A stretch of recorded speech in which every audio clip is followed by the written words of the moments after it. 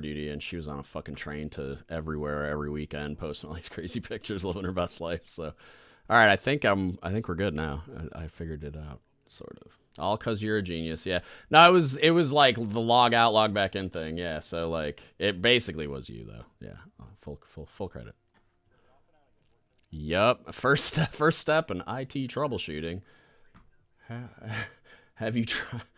Have you tried the ONOFF button? Where the fuck did the chat screen go?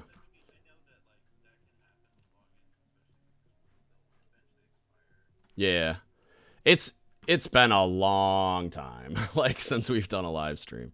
So, uh, this is the YouTube chat, which I'm sure nobody's even on, but I'll just put it right there. We did it. Yahtzee. All right. Yeah, I had like we were doing these for a while. Oh, I was playing. I think I am still playing music in the background. Sorry. If you probably can't hear. Yeah, you probably can't hear it. Now I turned it off. But yeah, we used to do these all the time, and then I just fucking, I don't know, life and shit. But they're fun as fuck. I just like, I don't know. I got a job recently by accident. That was weird. I wasn't like, I was sort of like low key looking, and then my old supply officer called me and he's like, "Hey man, you still looking for a job?" And I'm like, maybe. What are we talking about?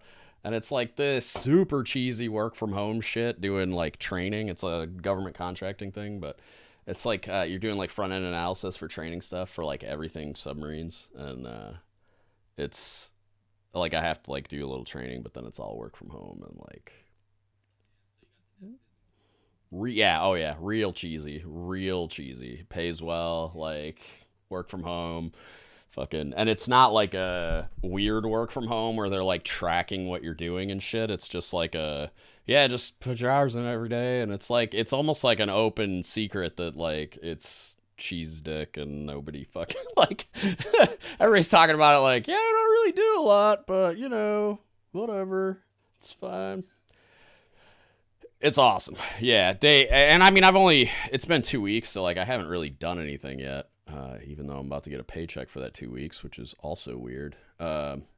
Yeah, well, it's just because I didn't fucking do anything. All I did was like, all right, I had to go get an ID and like a fucking badge, and then what else did I have to do? I went in and met some people the other day. Like, yeah, just like the same shit I've been doing, just at home, like doing whatever I'm doing. I finally got my NMCI account, so I have to go in Monday and like log in the office for some reason, and I have to get like certificates on my cat card or something. But yeah, other than that, I'm like, and there's like no plan either. I'm like, well, what am I doing next? Where am I gonna like work with somebody and like learn my job? And everybody, it's like there's no plan. And I've had more than one person go like, I don't even know why we're hiring more people because there's not enough work for us to do. And I'm like, this just yeah, tell me more. Like this is just yes, please. Like this is awesome.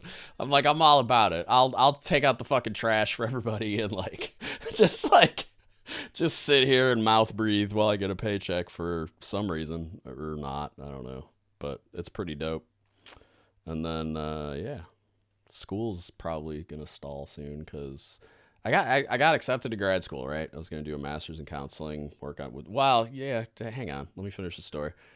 Psychology. I want to be a licensed mental health counselor and work with veterans, but the the school seemed, I mean, it seemed all right to me, but like there's not a lot of options around here. Because I'm at like Naval Base Kitsap area, like in Washington, and it's like if you're not going to Seattle, there's not a lot of options, and I'm not going to Seattle because it's a dumpster fire. It's like fucking Matt.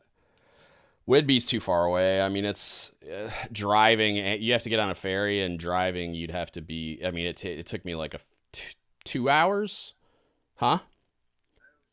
Oh yeah, it takes me about 2 hours to get there. I went up there for a chief spinning right after I retired, and that was the first time I've been up there. And from my house, it took a couple hours. Um,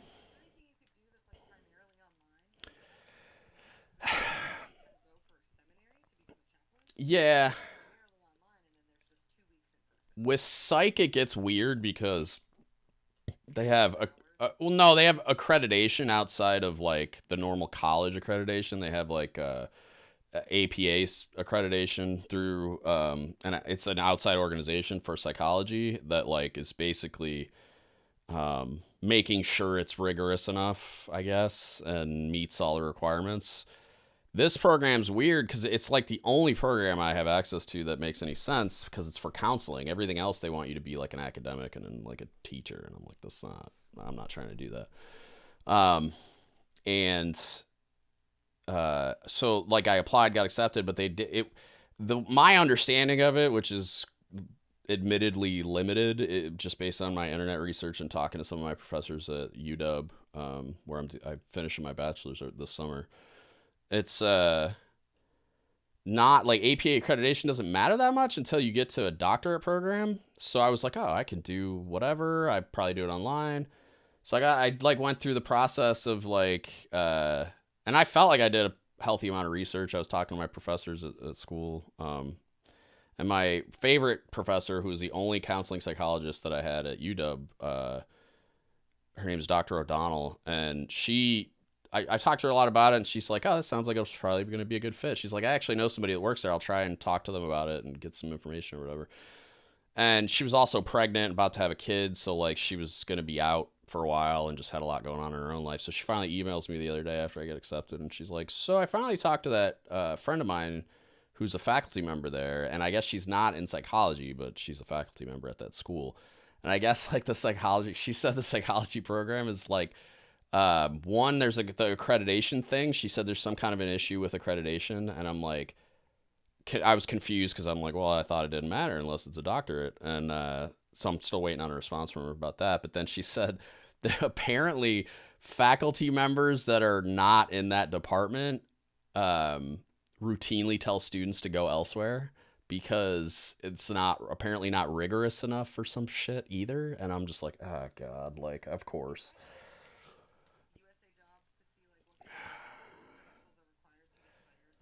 Oh, I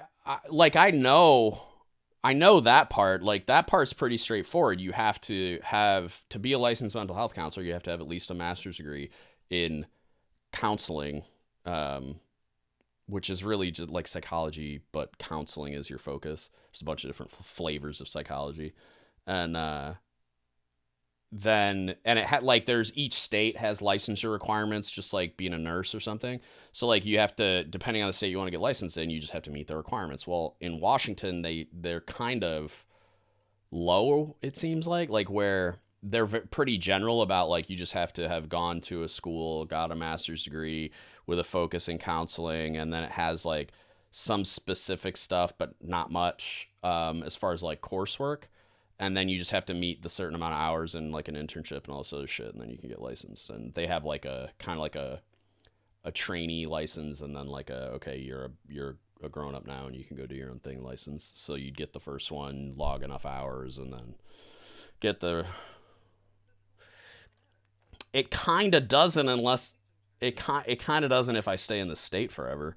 But then that's the rub, is like if I ever want to move, which I mean, if I had my choice, I'd move today. It's just my wife is from here, so it's hard to convince her. But yeah, like if we move, I want to be able to work. Like I don't want to go to school, get and if I do want to get a doctorate someday, and it will probably have to be after we move. If none of that shit transfers, you know what I mean? Like, and then I'm fucking doing 4 more years of school for no reason. It's like, ugh. Yeah. Just go drink at the bar. Yeah. Would. Yeah, no shit, dude. I used to go to the VFW in Connecticut when I was there for my first shore duty, and they poured the stiffest fucking drinks ever. It was amazing. We'd pregame there. Hmm. Yeah.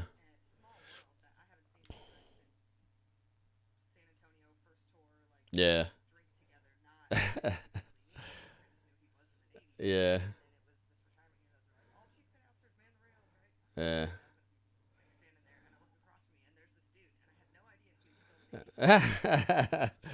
I know you. That's funny.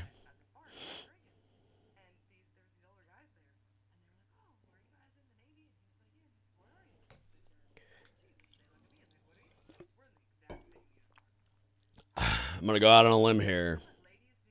Oh God. We found the Navy Times comment section. They're not all bots. Yeah. I mean, you got to think like they didn't let women on ships until the 90s, so it's like there's old heads out there at VFWs fucking that were in a Navy where there weren't chicks on ships. So it's like, I'm going to be that guy in like 20 years when all the submariners are like their female submariners are retiring, and I'm like, back in my day, there wasn't any.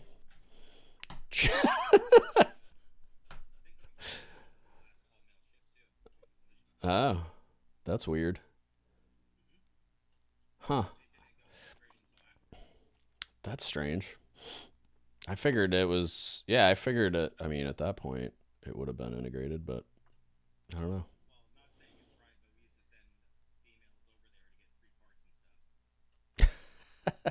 Because there's no women, you're like, hey, go, go, go bat your eyelashes. Yeah, go bat your eyelashes at some of the supply guys until you get the part we need. That's funny. Probably worked. Yeah. Yep. Dude, I used to, yeah, we used to bribe people all the time, like, cause like BN submarines, the two crew thing, you get like this really compressed repair timeline, and so like everybody would need shit, and they need to like butter somebody up at the repair facility, and they'd be like, hey, can I get like a 5-gallon thing of ice cream, or hey, can I get, and I'm like, yeah, dude, whatever, man, go fucking bribe people, and you just issue them this giant thing of ice cream, or like sometimes I would order stuff special, or like have the guys make cookies or whatever, and just like, and I did it for us too. Like there were times where the other crew would come back and every piece of equipment would be broken, and I'd have to get shit. Like I'd have like a 3-week window to replace an oven, a griddle, and like fucking 10 other things, and have to bribe a bunch of electricians and supply people and like fucking.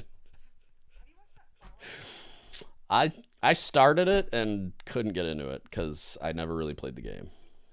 I didn't think it was good, man. I thought it was terrible. But like, I don't know the game. I don't know the game. Yeah. Yeah. Bottle caps. Yeah. Yeah. Oh yeah. Yeah. Oh yeah. Yeah. Yeah. I mean, a lot of Chiefs you can do that shit with coins and stuff too, which never really understood the coin addiction thing, because it's like there's 100 new coins made every day, so it's not like you're gonna collect them all. It's like I don't know. Like there's dude I know.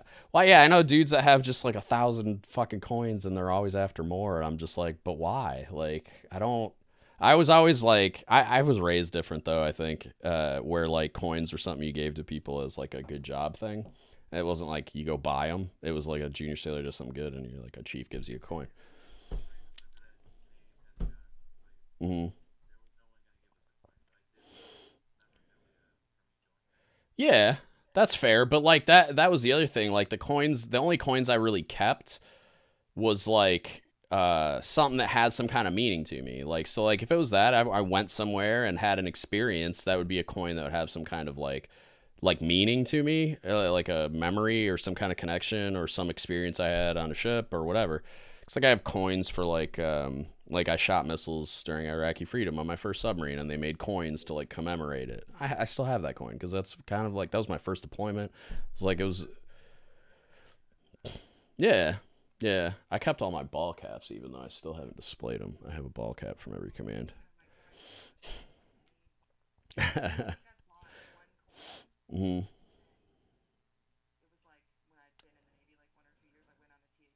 Uh-huh. Oh yeah, yeah. Right.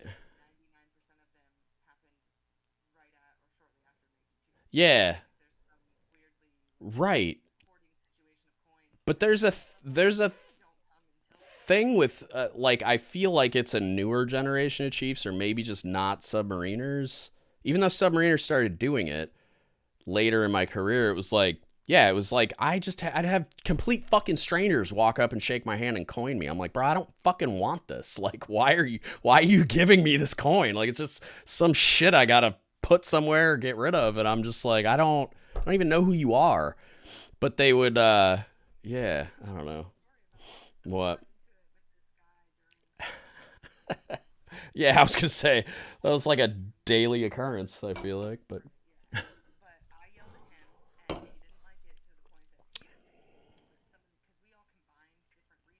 is this another select you were yelling at?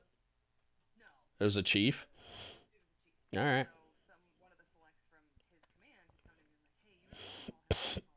Nah. Yeah.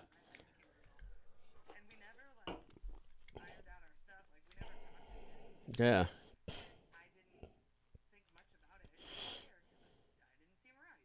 Yeah. Yeah.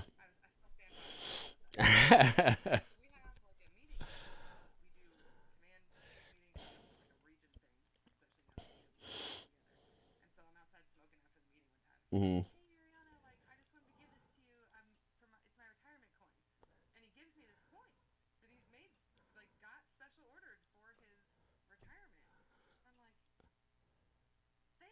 Yeah, guy I don't even like. Yeah. It's a vanity thing though, man. Yeah, him giving you that coin was more about him and the ego stroke and all that. Like, dude, that's maybe. Yeah, maybe. I just always and like I know it's like meaningful to a lot of people to do retirement ceremonies and shit, but like every time I go to a retirement ceremony, it's like this. It's just like it's like somebody just patting themselves on the back, like fucking for an hour and a half, and it's like, and I've always thought they were real cringy because nobody knows how to do facing movements, let alone any other military ceremony thing ever, and so that part is always painful to watch, like where they do the flag passing thing, and it's like these kids are like about to fucking fall over because they don't know how to do an about face. But like also it's just like it's really like it feels really like gratuitous and just like this like self-congratulatory thing, and a lot of people go way over the top with stuff like they get a coin made, and it's like, okay, like you know how expensive it is to get a one-time coin made? Like you got to make the cast thing like that they used to like print the coins. You have to pay that fee up front. It's like hundreds of dollars. Like, and so, and then if you order like 100 coins, I mean, you're talking about like five, six, $700 depending on how big and intricate the coin is. And it's just like it's like this weird. Like I had a buddy that did one for. Yeah. My buddy was a nuke mechanic and he got commissioned, and he was an LDO. And when he got commissioned, he made a coin for the commissioning ceremony. But it was funny because it was like some wrench that everybody loses and they always need or something. It was like a specific size of wrench, and so he got the coin made, and it was that size of a wrench. So that if you had it in your pocket, like, yeah, it was a clever. Probably, yeah. It's fucking around here somewhere. I'm sure it's probably sitting on my shelf, but yeah, it probably is. Yeah, it was a wrench, and so yeah, I mean, I imagine it was that, but yeah, it was pretty hilarious. So that one was cool, but mhm, yeah.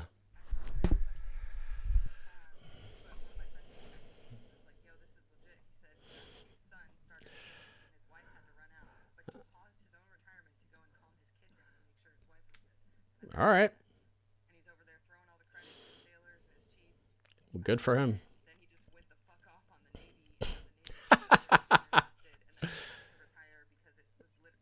Hey, I like it. Yeah. Yep. Hey.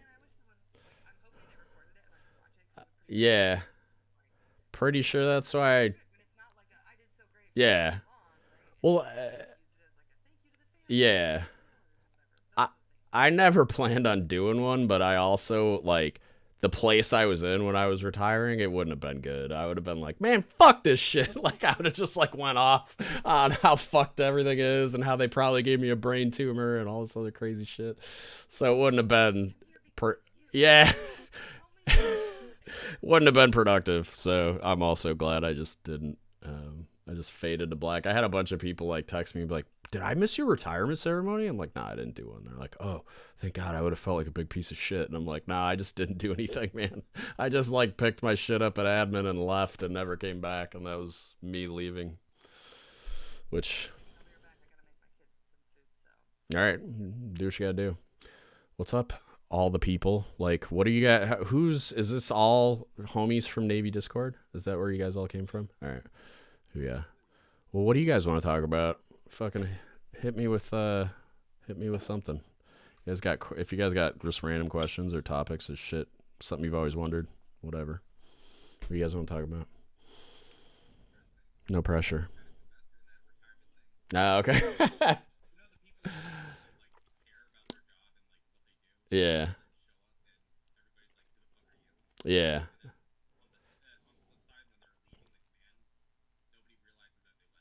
Yeah, yeah. Yeah. Say that again? I didn't hear it. Oh, yeah, yeah. Yeah, a lot of people tried to sell me on it as like it's not for you, it's for your family. And I'm like, is it though? Cuz there's like fucking 3 minutes in the ceremony unless they give like a long speech about, oh my god, my wife and kids are so amazing.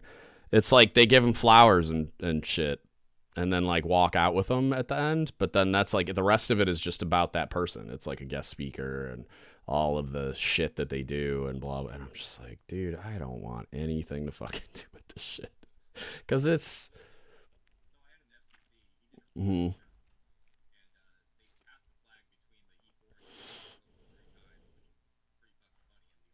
Because he got busted down and shit. Hey, I like that. They're like, wait, no, back, no, up, back to me, back to you, back to me. That's funny. I like that. That's clever. Hot peppers. All right. It's an odd career choice, but somebody's got somebody's got to do it. Somebody's got to sell these peppers. God damn it. Um. Yeah. All right then. Yeah. I don't know, man. I just like I've never because I was a dude that like I didn't even want to get my enda tours and shit. I was just fucking mail it to me, dude, or like I would like pick it up as I was leaving and just convince the admin dudes not to tell anybody. Just be like, hey, just give it to me. I'm not gonna show up to quarters on the pier or whatever. But or the award ceremony. Yeah. Yeah. I mean that and like it's just become this perfunctory like, oh, you've been here a while, it's time for you to get an award. It's not like a merit based thing that it's like, I mean that does happen sometimes, but like I remember just sitting in awards boards and we're like, how long's it been since Seaman Timmy got a fucking recognition? And it's like, is that what awards are for? Like, really? Like, I'm not saying like if you do a good if you're going above and beyond for a period of time, I feel like there are awards for that, like of the quarter of the year. There's like you can meritoriously advance people, shit like that. But like I don't know, like I always felt like awards were more like either like a singular event or you went above and beyond for like a smaller period of time, I guess. I don't know. And it's like kinda like I'm not who's downvoting me. What the fuck was that? I got a thumbs down from one of you communists. I don't know, it just appeared. I don't know where it comes from, but I don't know, like I'm not saying like I'd have to go down a rabbit hole and really think about it, but like there's a lot of times where it's like they're just shooting a NAM cannon because they don't want anybody to feel left out. And it's like, yeah, but if they don't deserve a fucking award, they shouldn't be getting one. And it devalues the award for the people that did work their ass off. Because if you've got because what you would see happen, especially on submarines, is there'd be like a whole division and they would like all get NAMs.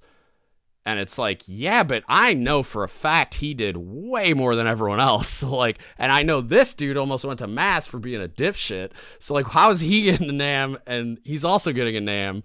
Shouldn't it at least be different levels? Or like, maybe this guy doesn't deserve an award. And I was usually the only one in the room going, yeah, nah, we're not, he doesn't deserve an award. And I'd have to like advocate against my own people when they didn't truly deserve an award, or like they deserved a lower level. Like, no, I will do a flag letter or like a CO's letter because this kid almost went to, or he went to DRB during deployment. I'm not giving him a fucking NAM or a flag. Yeah, I mean, I don't know. Shit like that. Yeah, and I wish I like, but that's the thing. It's like there's a difference between like, so like everybody goes on deployment and everybody does wildly varying like levels of effort, you know what I mean? Like it's, well, we could be doing the same job and staying in the same watch, but it's like some people are barely staying qualified and some people are like training the next guy to get qualified and go, and they're the watch bill coordinator and they're the this, that, and the other thing, and they're doing a ton of other shit, you know what I mean? Or they're qualifying more advanced watch stations. And so it's like, I don't know, like it's, you can like on paper sort of be in the same place and be doing the same thing because that's where you're at in your career and qualification wise and rank wise. But then it's like, there's always like somebody that's like hyper competent and overachieving. And then there's someone else that is on paper at the same kind of like waypoint in their career that is just, you know, stealing oxygen. And it's like, fucking, why are they both being treated as if they're the same? Because it's like it falsely like reinforces the behavior of the person that's not performing at a high level, and then the person that is and gets the same level as that fucking person, it like devalues the recognition and validation that they would get from the award because, oh well, I'm not getting it because of all the hard work I did. I'm getting it because that's what everybody's getting. So it's like I could have just I could have just mouth breathed this whole time and got the same award, so it doesn't feel as validating. So I don't know. I've always kind of hated that. And it even says, like, I'm one of them nerds that reads all the instructions, and it's like, it even says it in the award. Like, this is not supposed to be like the big one is rank based. So like, they're not supposed to be rank based. They fucking are in practice. Like, they just are, but they're not supposed to be. And so it's like, there were dudes leaving my first submarine with like 5 NAMs, and I had to like fight. They meritoriously advanced me to second class, but then my chief had to like go to war with the XO about why I deserved a NAM as an enditor, having never received one previously. And I was like, you just promoted me. Like, you just meritoriously advanced me. Like, does that not? And I mean, you could say that it'd be like double jeopardy. Like, I already got recognized, which is fair. I mean, I guess. But I don't know. It's just, it doesn't seem to be consistent. It doesn't seem to make a whole lot of sense. And then probably the biggest problem is it doesn't seem to like be accomplishing what it's supposed to be accomplishing, I guess. I don't know. Mm.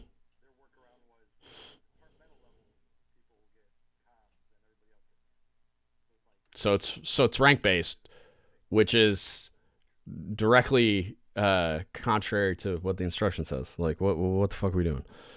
I don't know. Yeah. Yeah. Mm-hmm.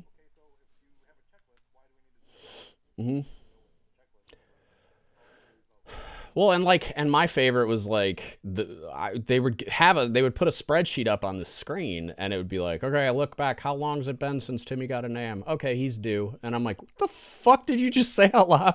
Like, he's due? Like, that doesn't make any sense. Like, this isn't like fucking quarterly maintenance. It's it's an award. It's points on an advancement exam. It's like, it's a extremely validating thing if used correctly, and you guys are just fucking flushing all the value of it down the drain, and it becomes like, I forget who said it, but the fuck awards, like, it's just another thing I gotta buy for my uniform. It's like, yeah, I mean, that's the type of attitude you get towards them when the program is administered the wrong fucking way. But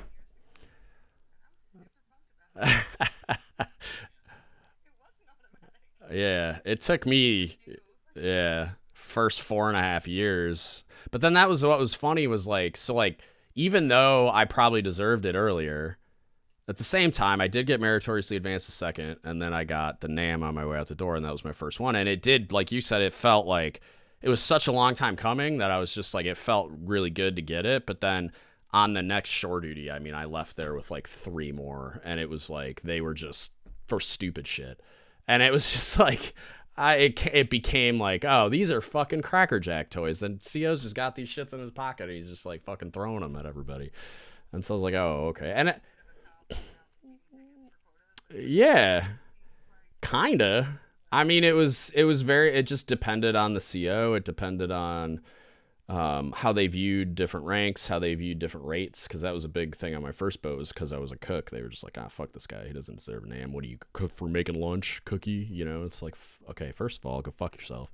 Second of all, like, I work a lot harder than most of these other dipshits walking around in air-conditioned spaces writing numbers in boxes. So fuck you.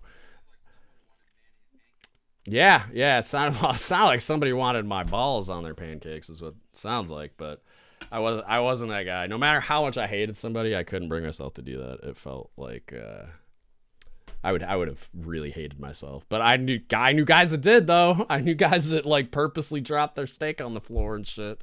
So it was just like, fuck around and find out, guys, because we control your food. And it's like apparently in the surface community, it seems like that's the attitude is like supply and cooks in particular are a lot more highly valued.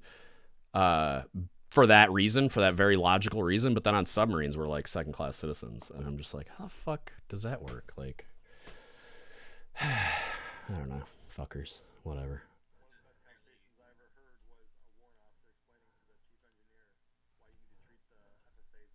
That's right. Yeah. 100. They care even less than the cooks do. Jesus. They're temporary food service employees. They don't give a fuck. They have nothing invested at all. They're just like fucking here until they're not anymore. So you fuck around and piss off an FSA. Yikes. Have fun with that.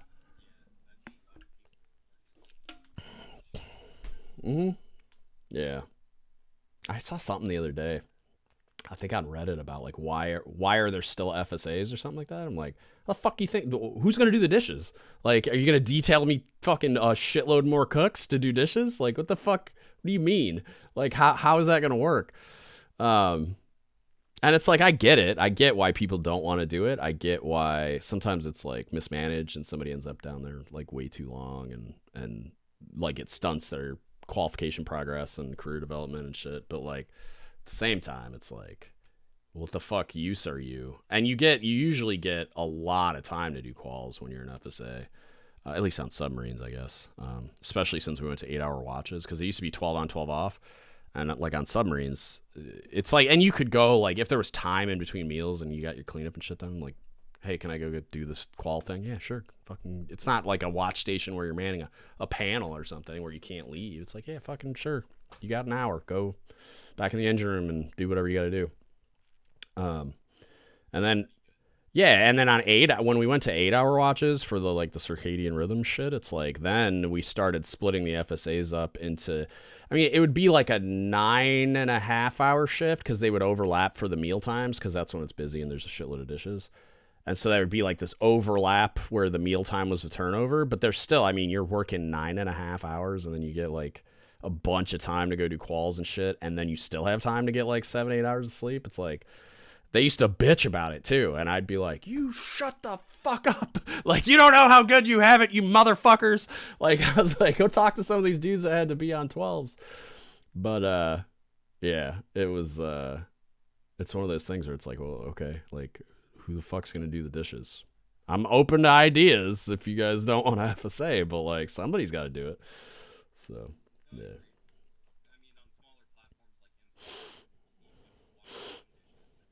That would be cool. If there was a way for like a lot of smaller platforms, there's not. I don't know where you would do that, but like at the same time, if they had it set up in a way where like, you could like do your own dishes and like throw them in the rack or whatever, and then like the guy that fills it up runs the dishwasher, and then like I don't know, like or like it's and then like the offgoing guys like put everything away or something. That could work on smaller platforms, but when you're talking about like, mm-hmm, mm-hmm, yeah, Yeah. Mm-hmm. Mm-hmm.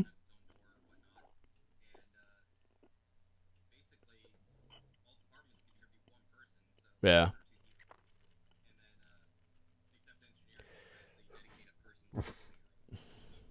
Yeah. That's, you know. Yeah, yeah. Yeah, it couldn't work on like an aircraft carrier, and it definitely couldn't work on like, I mean, there's a platform at like even submarines when you're feeding like fucking 80 people and you've only got an hour. I don't know how that would work.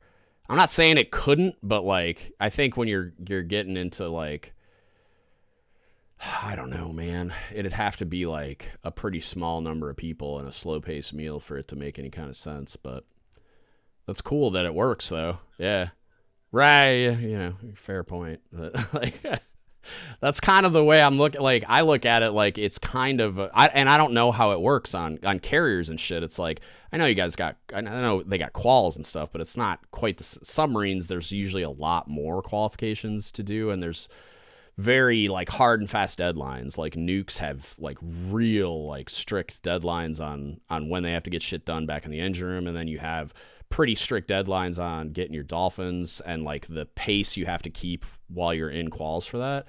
And so, but then on the surface side, I imagine it's just like a watch station and like 3M shit depending on the raid, and it's like probably not as big of a load to do. So it's like on like big platforms and on the surface side, I imagine it would make a lot more sense, because it's like, well, you're not useful in your work center anyway until you're qualified this shit. So it's like, go help them, and then when you're not there, work on quals so that you can be useful in your work center. And then when you get this is what usually happens in submarines too. It's like when they start getting qualified shit, that's when they get switched out, because now they could go be useful in fucking sonar or something.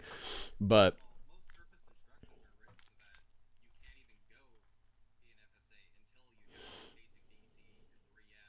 that's dumb. That doesn't make any sense. That's bass backwards. Yeah.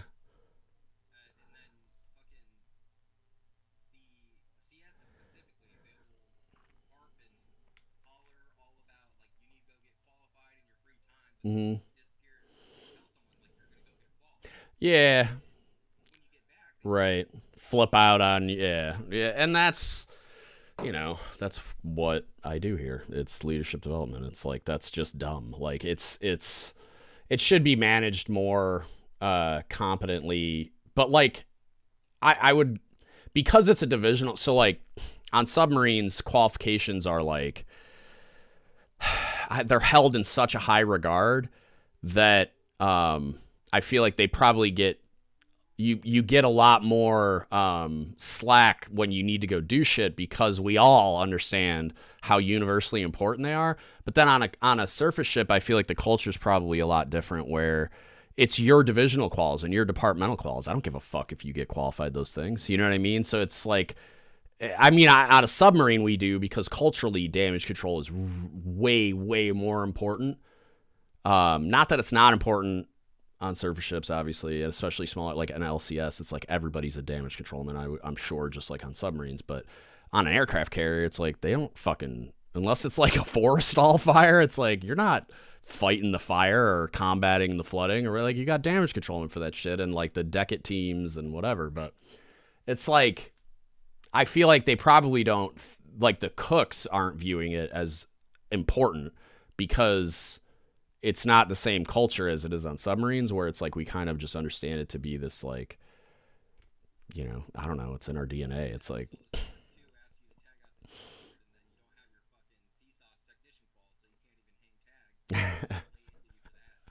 well, fuck.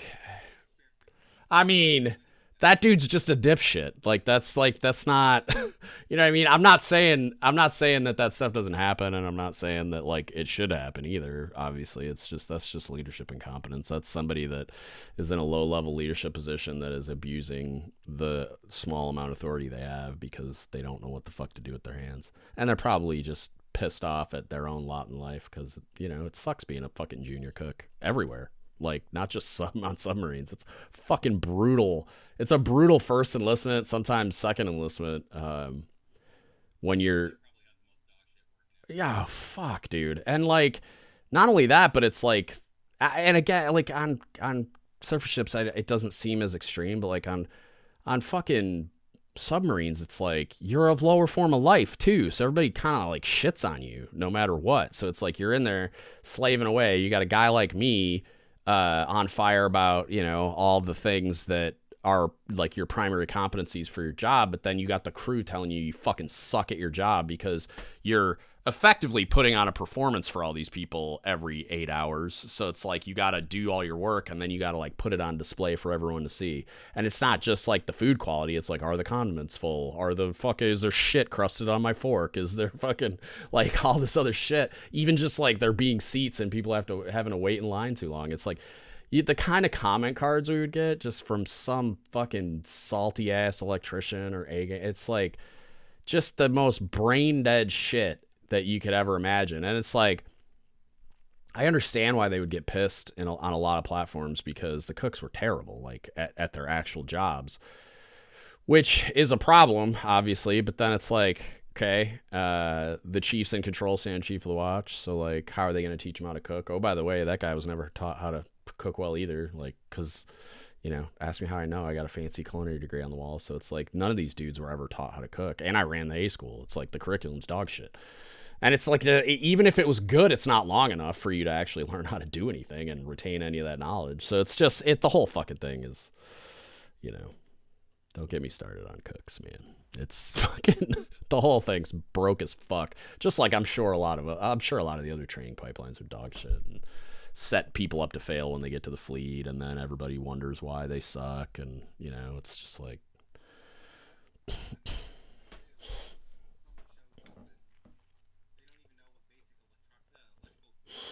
yeah. Mm-hmm. Yeah, that's effectively cooks that arrive to a ship. I mean, they know how to wash their hands and carry a knife and that they're supposed to put a paper hat on. End of list. Like, they don't... And they do other shit in A school. They just don't retain any of it because, like... And I can't speak for the exact curriculum nowadays. I'm sure it hasn't changed a hell of a lot, but... it was 25 training days ideally, and you could lose some of those to like fucking holidays, and like you'd lose some on each end to like in dock and then the getting ready to check out and travel to your next command and all that bullshit and graduation. So it's like best case scenario, you had 25 training days, and then we put them on leave for 14 to 21 days. Like, you don't think they're data dumping most of that shit when they're on leave for almost as much time as they were in A school? It's like, it's fucking, why do we even have an A school? Really? Like, it's because they get to the fleet and they don't fucking know anything. And it's just like, okay, well, fucking, I guess I'll start with the basics because you don't know anything. Like, you don't know, I mean, we spend more time on teaching recipe conversions that they're barely ever going to fucking do than we do. No, don't fucking switch to my phone, you stupid machine. Yeah, it's I mean, people underestimate how complicated it is to learn how to cook competently, especially on platforms where you're doing like carriers that do a lot of like heat and serve because it's such volume that cooking from scratch is almost impractical. Like, it's not, but I won't bore you with that argument. But like on submarines, they're cooking mostly from scratch, and it takes a long time to teach somebody how to do that properly and do it in a way that's going to make the crew happy. And you aren't afforded that kind of time. Like, I need to put them on watch like soon. And so it's like, so that they end up fucking stuff up, and you take your lumps. And a lot of times the person doing the teaching isn't equipped to do that either. Like, most of the time when I would go out and do inspections on boats, it's like the fucking CS1 or the CSC didn't know fuck all about cooking either. You know what I mean? And a lot of times, like, the career field is built around like administration and financials and inventory shit, because the people constructing the like mechanisms for evaluating your level of knowledge, like an advancement exam or what's important on qualification cards or whatever. It's like you're constructing all those milestones throughout a career, and it's like none of them know how to fucking cook. So how are they going to ask questions on it? You know what I mean? Like, they would open a book and like copy some fucking question about what's an emulsion. It's like, you don't fucking know what an emulsion is, dipshit. Like, you don't. And it's oh sure, yeah. Mm-hmm. Yeah. Right. Yeah. Yeah.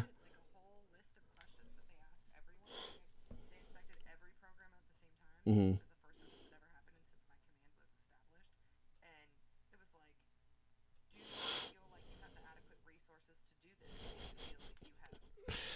Nope. Nope. Too much. Yeah. Right.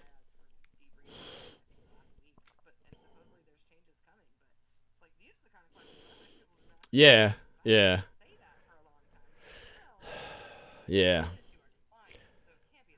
Right. No, it is. Dude, that when I would do SMIs, which is what they're called on submarines, it's like SMC on surface ships, but it's like, what is this fucking bubble? Like, what is that? That's not me. Yeah, because I did this and it thinks, oh, yeah. Oh, okay. Weird. Weird, because I did it just now. Like, hey, there it is, and it's not coming up. But there it is. Okay, it took a second. There's a little bit of delay. It's fucking creepy. They like, we would go out and do these inspections, and it's like the whole checklist was admin and financials and just bullshit that isn't actually important when you're looking at, like, okay, warfighting platform, you got a mission, if we were in a conflict, all the like 99% of that checklist would evaporate. Like, it just would be shit I didn't give a flying fuck about. And when I would do my debriefs with the triad, it was just like, I would only brief like a handful of items. And I got asked a couple times, like, well, you got a pretty long checklist. Why are you only debriefing these items? I'm like, because the CO doesn't give a fuck about any of this shit. Like, you could get a below standards inspection, but like, the CO cares, am I going to make anybody sick? Is the crew happy? And am I going to run out of food? That's it. He doesn't give a fuck about anything else. Like, he cares about endurance and sanitation, which is tied into endurance. So you can't make everybody sick and do a mission. And then, is the crew generally happy? Like, is the food quality good? He doesn't give a fuck about anything else. And so but on that checklist, there's one item that talks about food quality, one line item of, there's probably 70, and it's like all just admin and financials and inventory and bullshit. And it's just like, so it's, the whole thing is built on planet bullshit. I don't know. Like, the whole career field, the whole rating is built on a foundation that doesn't make any goddamn sense. But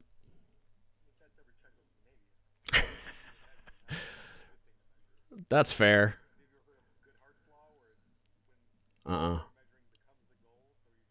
Yeah. Oh, yeah. Good Hearts Law? I'm gonna have to look that up. I've heard of like game theory and shit, but Good Hearts Law. Mm-hmm. Right.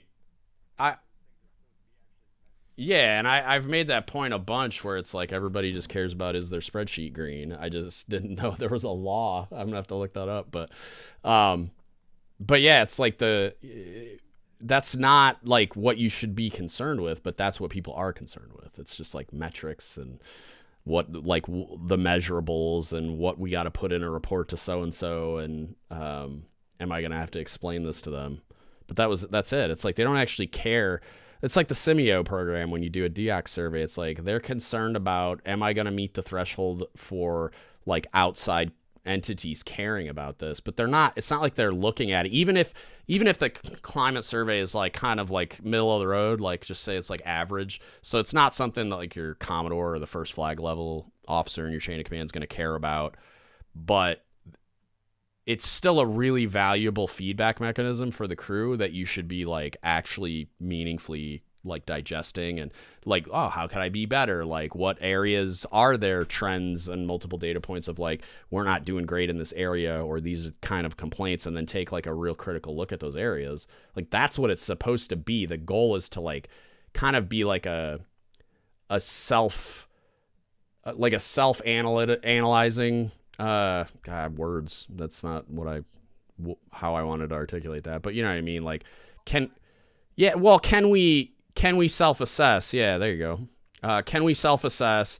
Can we identify our own weak areas? And then can we like self-correct? Can we like train and right. Or until an outside entity comes in and says, hey, you guys are all fucked up. But a lot of times even that, you don't get the look that you actually need because of what you just explained with the, like, they're worried about the measuring the thing and seeing if the little formula on the spreadsheet turns it green or not, instead of like the actual meaningful takeaway that is going to make life better, is going to make you better at the mission, is going to like make retention go up, is going to fucking, like help people be ready to do the thing that's so goddamn hard already. And so, yeah, it's like a lot of the programs are built that way. And it's such it's so maddening, dude. Cause like that, and that's like one of the big reasons I retired was it was just like, I was screaming into the fucking void, man. It was like, everybody kept saying, oh, you just like, I can't wait till you're like the Force Master Chief, or I can't wait to see you like be a fleet. And it's like, why? They wouldn't have fucking listened to me. I probably would never make it that far because I got a big mouth and nobody likes to be told that they're all fucked up all the time, which is what I would be doing. But then at the same time, it's like you get into those positions and I've had like Paul Kingsbury, I've had on the podcast a million times. We've had offline conversations where I'm like how much were you able to like rock the boat if you wanted to? How much were you able to be like, I'm probably not going to be Mick Pond, so this is my terminal pay grade and position. So like, let me like take this out for a spin and see what I can do. Like, how can I meaningfully and measurably improve the quality of life for the sailors that I can impact, which is it's a pretty huge sphere of influence for a fleet master chief. And he's just like, no, like you'd get eaten alive. He's like, he got in trouble for writing an article for USNI about a nuke cheating scandal and basically saying that because we put all this stress and demand so much of them and you deprive them of sleep and all these other things, we basically created this cheating scandal ourselves, because it's like there's no way for nukes to pass all these exams and do these quals and maintain proficiency and do their maintenance and do their work and stay on their watch and do all this other shit and sleep with like something's got to give. And so what gave was it was like the CTE exams that they take. They just like started cheating on them because they didn't have time to study. And it was just like, at some point I got to do, I got to sleep. So they just prioritized that over, sorry, I like got distracted by the way the shit is displayed on OBS. They get distracted by, or they get like, they prioritize something like that over, like they don't give a fuck about those exams. And you're going to get to a point where when you're so exhausted that it's like, you don't give a fuck about anything. And then you start, I just talked to that kid, Kyle, about, the mental health issues he had that were a direct result of sleep deprivation. Like he was having panic attacks and shit. So it's like, yeah, I'm not going to prioritize studying for a fucking exam when I'm having panic attacks because I'm sleep deprived. You know what I mean? Like, so he wrote that article basically blaming the like naval nuclear power leadership for having unrealistic standards and demanding too much of their people. And he got just flamed for it. And like, so yeah, I don't like, the whole thing is like, it's one of those things where it's like, it's so broken, and it's broken in a way that it's just like, it's not even like individuals in certain positions. It's like the whole goddamn mechanism is broken. It's like it needs to be torn down and rebuilt, I guess, or like fundamentally realigned or something. And it's like, okay, well, who's going to fucking do that? And it's like, how does that happen if you're not God for a day? How do you get, like, even if you're CNO and it's like you just start rocking the shit out of the boat and telling everybody this is how it's going to be, it's like, how much are you going to get done? And then even if you get some stuff done in 3 years, you retire and go sit on Raytheon's board or some shit, and then some other person comes in behind you and just presses the undo button on everything. I don't know. So that was or preserve the bureaucracy. Yeah, yep. The prime directive of bureaucracies is to preserve the bureaucracy. So yeah, it's tail wags the dog, self licking ice cream cone, all those fun analogies. Yeah, it's and it's like even with the job I just took. So like we're doing what's called front end analysis for like training pipelines.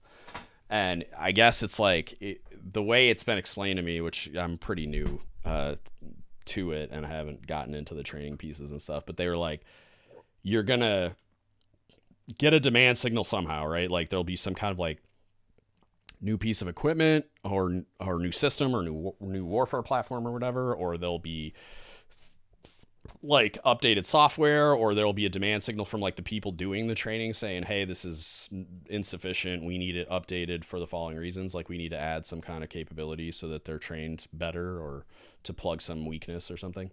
So whatever it is, some demand signal is created, right? And then I guess for whatever reason they have us doing it instead of like people that are in the Navy, but it's probably for the reason I'm about to explain. But they give it to us and they're like, okay, this is what they need. This is the system. This is the platform, community, whatever. And you start going down the road of like, you do a bunch of research, you get into the instructions, you contact like subject matter experts and process owners and stuff, right?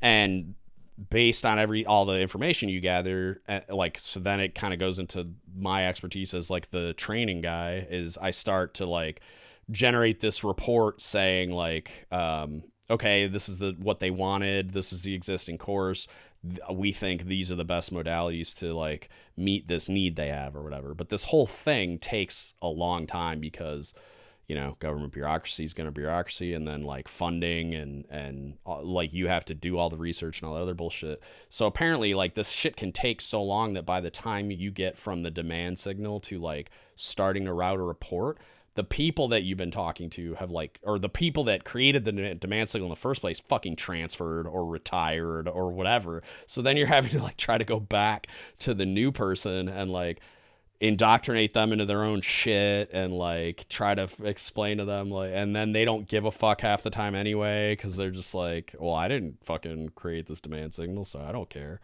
I think the training's fine. And then you're just like, oh god, you know. And it's just like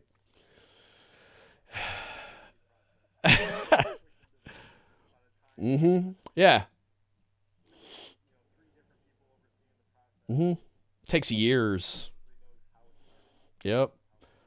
Yeah, dude, when I was at the A school, when I got there, there was this whole section of the training that didn't have any.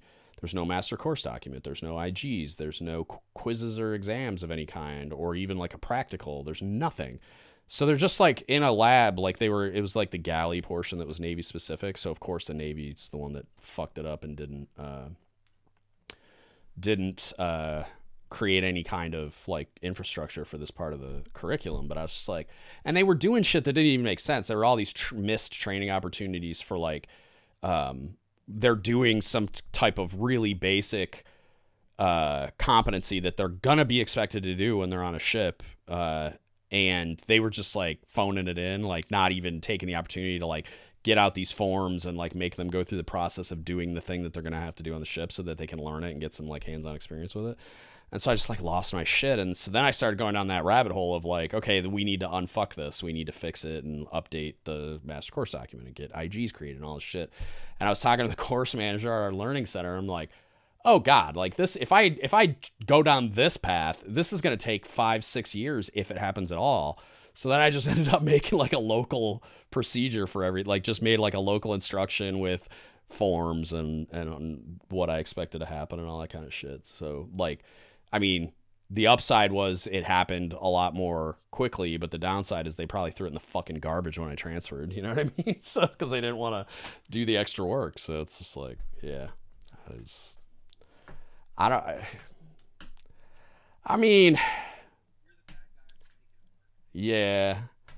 And that's what's bizarre about a lot of these things. So like the job I'm doing, it's like, it could probably be a lot more efficient and productive and happen in way, like it could probably happen on way shorter timelines.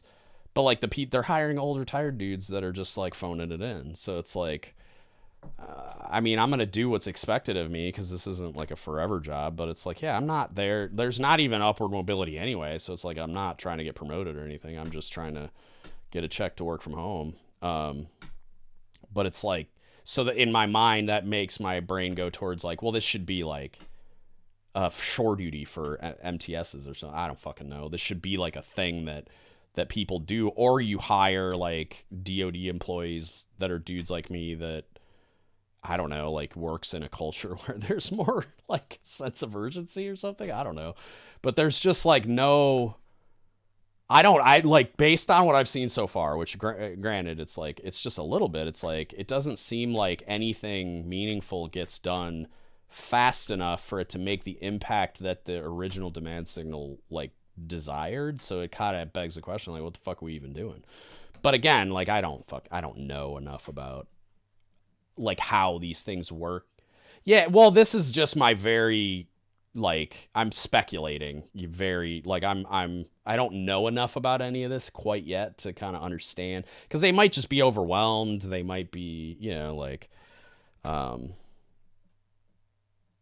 I don't know, man. I don't know. We'll see as I get into it. It's going to be interesting to find out like how it all works and the timelines specifically, and like what kind of an impact it makes, if any, and shit like that. Because like some of these reports might get routed up and ignored. I don't know. You know, like I don't know if they always take action on them even. So it sounds like we just make these recommendations to the Navy based on all the stuff we do, and then it's very much on the people in the position that get the report handed to them to make the decision on whether or not it's going to happen. And so, you know, one, God only knows how long that takes. And two, do they even, you know, they don't have to, it's a recommendation. They don't have to act on it. So it's kind of one of those where it's almost like, how am I getting paid this way to work these many hours to do a thing where it's like, I'm just generating this long report that takes like a long time to create, and then they just ignore it?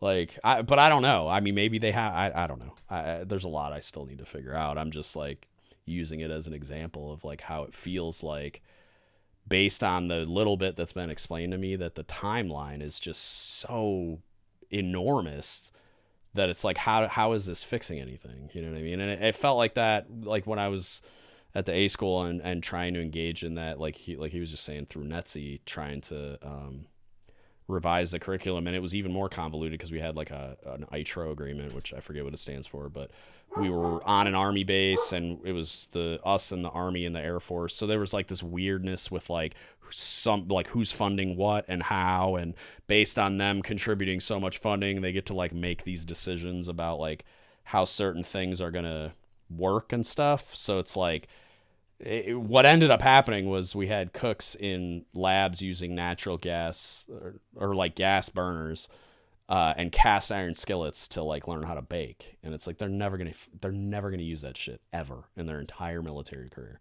unless they're doing it in their house. So it's like, why is this what we're using to teach them how to, you know what I mean? Like, it's not, you're never gonna see that on a ship ever.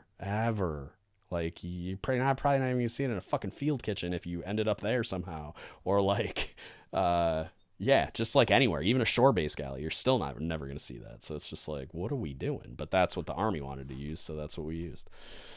But yeah, and that's just training. I mean, you could then extrapolate this whole argument out to every community and every fucking process and every like institutional program, and yeah.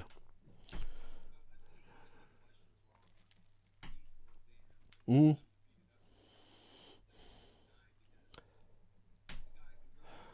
Yeah. Well, the C school exams I can't speak for, but I know like I got to write the Navy wide advancement exam for CSs, and the way they do it's pretty interesting because there are 100% exam questions that either don't have the right answer or they're keyed wrong, right? So like you answered it correctly, but the correct answer they have keyed so that the machine that grades the scantrons says, yeah, you know, right or wrong. It's if it's keyed wrong, then you're gonna get it. So it can, and there's a threshold for that, but they do this. They just do analytics basically. So the way we would You don't go there and just write an exam from scratch. You go there and they have these question banks. And what you do while you're there for those, they're called advancement exam readiness reviews, the AERRs. So you go there and they basically, the ones that get flagged based on passing some threshold with their analytics stuff, you review all those questions and you're like, like, so there'd be a question that was keyed wrong, right? And they're like, well, 78% of people are answering B, but it's keyed for C. And it's like, yeah, that's because B's the right answer, you fucking geniuses. And so, like, then you would fix it. You'd key it correctly. And so there's, like, a lot of, like, human error things built into those. For the A school exams, if I remember correctly, we were able to just change those. But there was an instruction and, like, a routing process. But, like, if something was wrong, we could just change it. We could just fix it. And there was a bit of an approval process to go up to, like, headquarters and have the course manager sign off on it and shit, but it wasn't that hard to fix. So I imagine it's a similar process for C schools, but I'm not really sure. Mm-hmm. Yeah. Uh, yeah. And that's, like, there was, that happened in my community, if not during the A school stuff. But there was stuff that, like, I got a fancy culinary degree. I worked in the industry for a while before I joined the Navy. And then, like, when I did join, I've always been, like, a dude that had my nose in a book, that wasn't, like, a rating study guide. I was looking at, like, culinary textbooks and stuff. And so, like, I had a much higher level of knowledge than most people on the culinary side of things. And a lot of, like, the NAVSUP approved training, they gave us these slide decks that were just hot garbage that were probably made in, like, the late 90s or something, and just persisted through the majority of my career. And I rewrote them when I was a second class because a lot of the topics are redundant, a lot of the information's wrong or just outdated. So I, like, redid them and I submitted them to some people for, like, approval, and they never went anywhere, of course. But that's why I used them to train my guys throughout my career, because the NAVSUP ones were dog shit. But I mean, there was just brain dead shit that doesn't make any sense. Like, my favorite one ever was you're doing, like, a baking and pastry training, right? And so they're talking about, like, pie crust, and they said the ingredient salt is a binding agent. Like, make that make any kind of sense. Like, if you know anything about chemistry or you know anything about, like, the internet, like, just it's just brain dead. It's not at all why you put salt, because you don't even need to put salt in pie crust, number one. But two, if you do put it in there, that's not what it's for at all. I mean, it enhances flavor, end of list. And I mean, there are chemical interactions that can happen with certain ingredients, like you put sugar directly on raw eggs, it's going to eventually start to cook the eggs just because of some chemistry fuckery that happens. But it's like, you don't want to do that if you're trying to make a custard or whatever, because you don't want to have scrambled eggs in your or whatever. You know what I mean? Like, there's little things like that, but it was just like, you could tell by reading the training PowerPoints that it's just like, these people have no fucking idea. They're just making shit up. They have no idea what they're talking about. But then they get approved and sent out to the fleet to be used as official training, and you're just like, oh.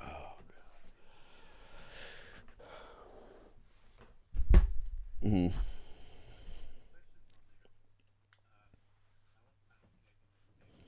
Yeah, yeah. Yeah. Mm-hmm. There's translation, is that the linguist? Like, what's a T? Okay, signal intelligence and stuff. Okay. Okay. Yeah.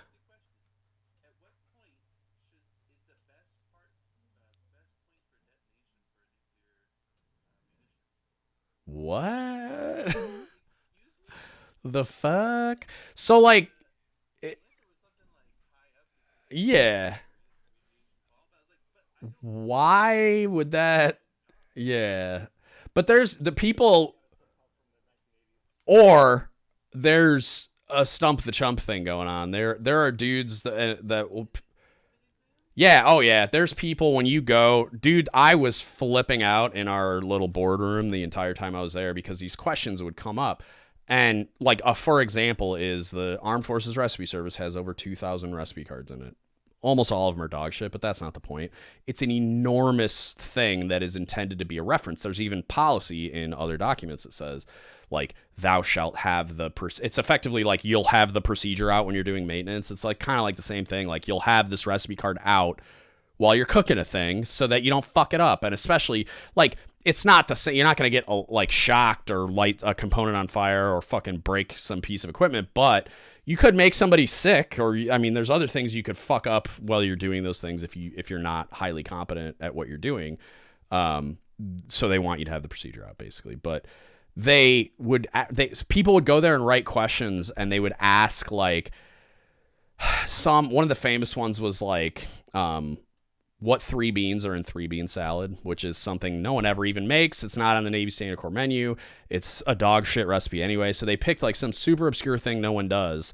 And they said, what are the ingredients listed on this card? One of over 2,000. So that implies that the expectation is you're supposed to memorize all 2,000 of these recipe cards to be expected to be able to answer that question successfully. So I'm just like, I was just losing my shit. I'm like, fucking delete that. That's just just screaming the whole fucking time about how stupid some of the. Nobody said no. I'm just saying, like, I was freaking out because some asshole wrote that question at some point and put it into the test bank. Yeah, no, they weren't in the room. And I mean, I did get into it with a few of the panel members, but for the most part, we agreed on a lot of shit. And I think part of it was I was just being really vocal and they probably didn't want to get run over. But like, yeah, there was a lot of just stupid shit. And you get these questions that was like, one, like, just delete it because it's stupid. But two, there'd usually be like you would get those questions where it's like the only reason that advancement exam question would ever exist is because some fucking dork applied and got accepted to go to the AERR and just wanted to be that idiot that asked some like obscure piece of information just because they knew you wouldn't know it. And it's just like, that's not what we're here for. Yeah, but it doesn't matter. You could substitute in any recipe. You could substitute in any recipe, and if you ask some obscure fact about an ingredient or a method, you're creating an expectation for the person taking the exam that they need to memorize that entire fucking reference. Instead of asking like more of like a method question that applies to like a whole bunch of shit, and then it's something that I can tie to a reference, but I can tie it to a reference that I have a realistic expectation that you have this skill or ability or an understanding of what this concept is, instead of you would effectively have to memorize all 2,000 plus recipe cards to be able to answer a question about some really obscure ingredient listed on a really obscure recipe. But you could make the case for anything, like something we cook, once a week. And it's still like, I still don't expect you to have, like on submarines, we make hot rolls constantly, right? Like almost every fucking day. And hot rolls, just dinner rolls, right?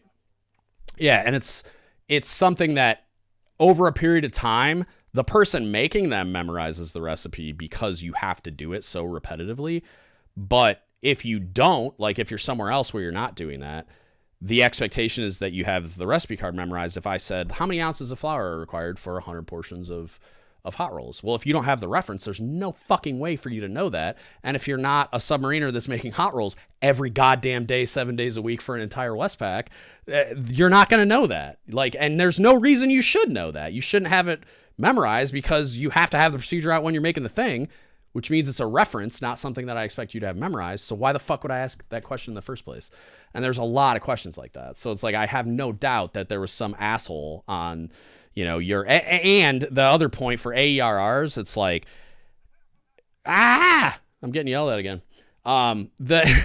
There's a lot of people that get accepted for AERRs that shouldn't be there in the first place, because Most people don't even know they happen. They don't know when they happen. They don't know how to apply for them. And so what you get is like people on shore duty at like ISIT commands or some form of like schoolhouse or something basically get told, hey, put this application in because we need this many people to do the advancement exam review. So it's like you don't get enough applicants to go there. Same thing happens at the Chiefs board, shockingly, where they won't get people. I hope so. Mm-hmm.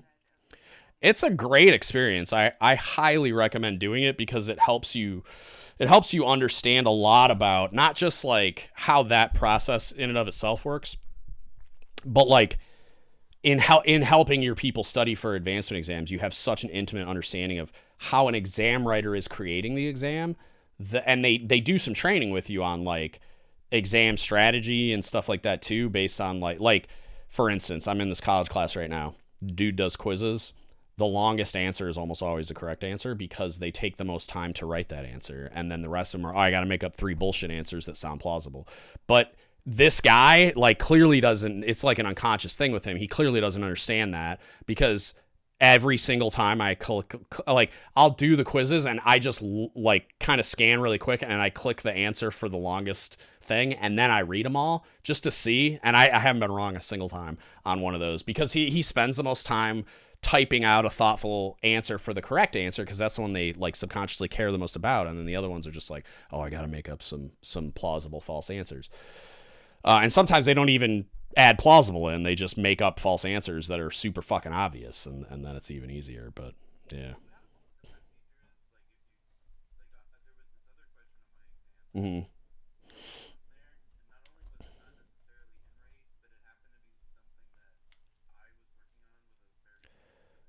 Uh-huh.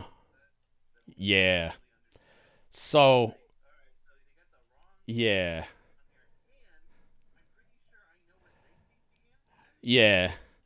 Right. And it's been a while and I know the process has changed a little bit since I mean I did this in like 2013 or something. So it's been a long time, but um the what like when you've seen the submarine community separate rates out a lot, like where you have like CSSs now instead of just CSs.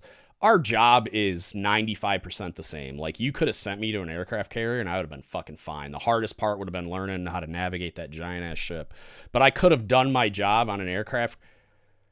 Yeah, for advancement purposes and quotas, detailing sure like that plays into it, but a big motivation for the submarine community to split those out was exactly what you just described where it would be like sonarmen would get questions about surface equipment.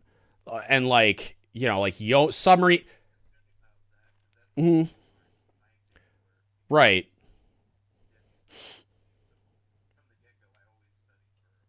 Right. But it's not, you're not always going to be able to do that, even where it's like, there were times where like they didn't have access to the references because we're on deployment, or they didn't have access to the equipment, or they had no experience with the equipment, or whatever.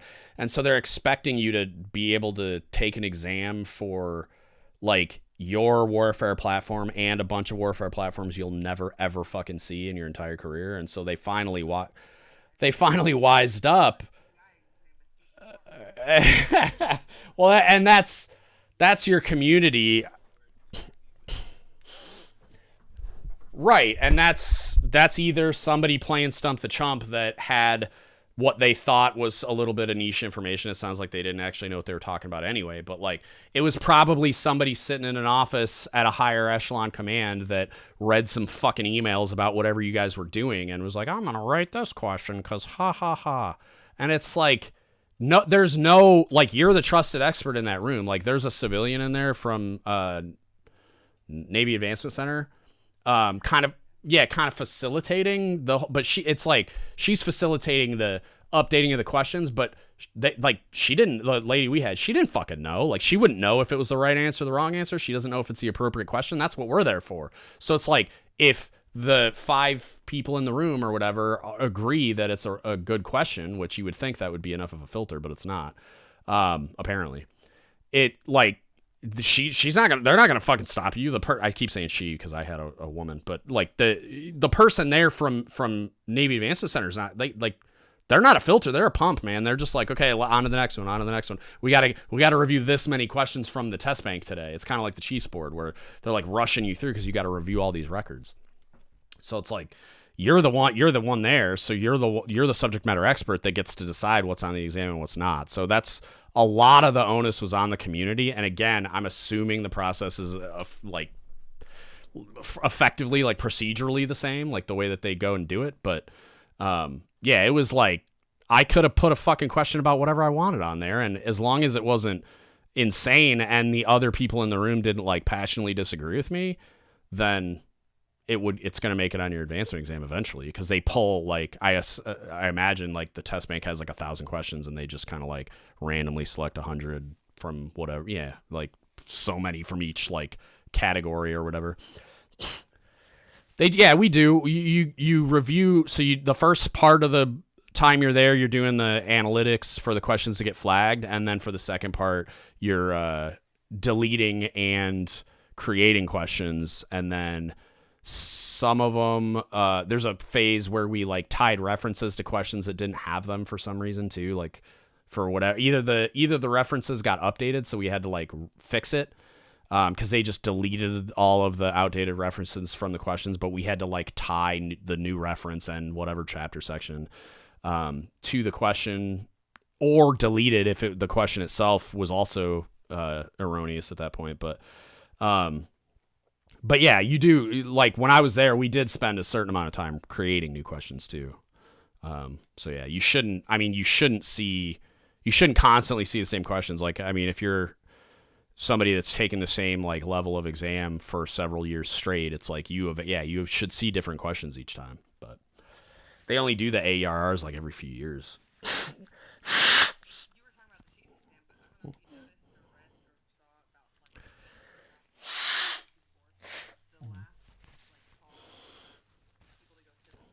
Mm-hmm. Wow. Oh, okay. That's cool.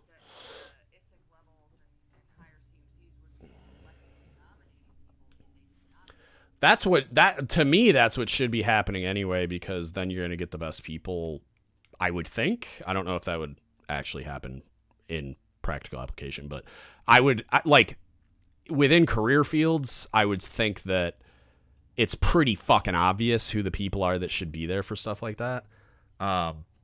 And also, I don't like for the Chiefs sport, I don't understand why that's not more popular, because it's such a fucking cheat code for like, you should go as early as you possibly can and be like a recorder, because it's such a cheat code going forward for not only for your people, but for your own like eval writing and stuff. Like I was taught early on, like the eval, you're writing the eval to a selection board, whether it's a Chiefs board or like a OCS board or a State 21 board or whatever. The evals aren't for the service member. If it makes you feel nice that you got an EP and the write-up sounds nice, cool, but that's not what it's for. That's what awards are for. That's what like citations for other things are for. Your evaluation write-up and the content of your evaluation is for people sitting at selection boards.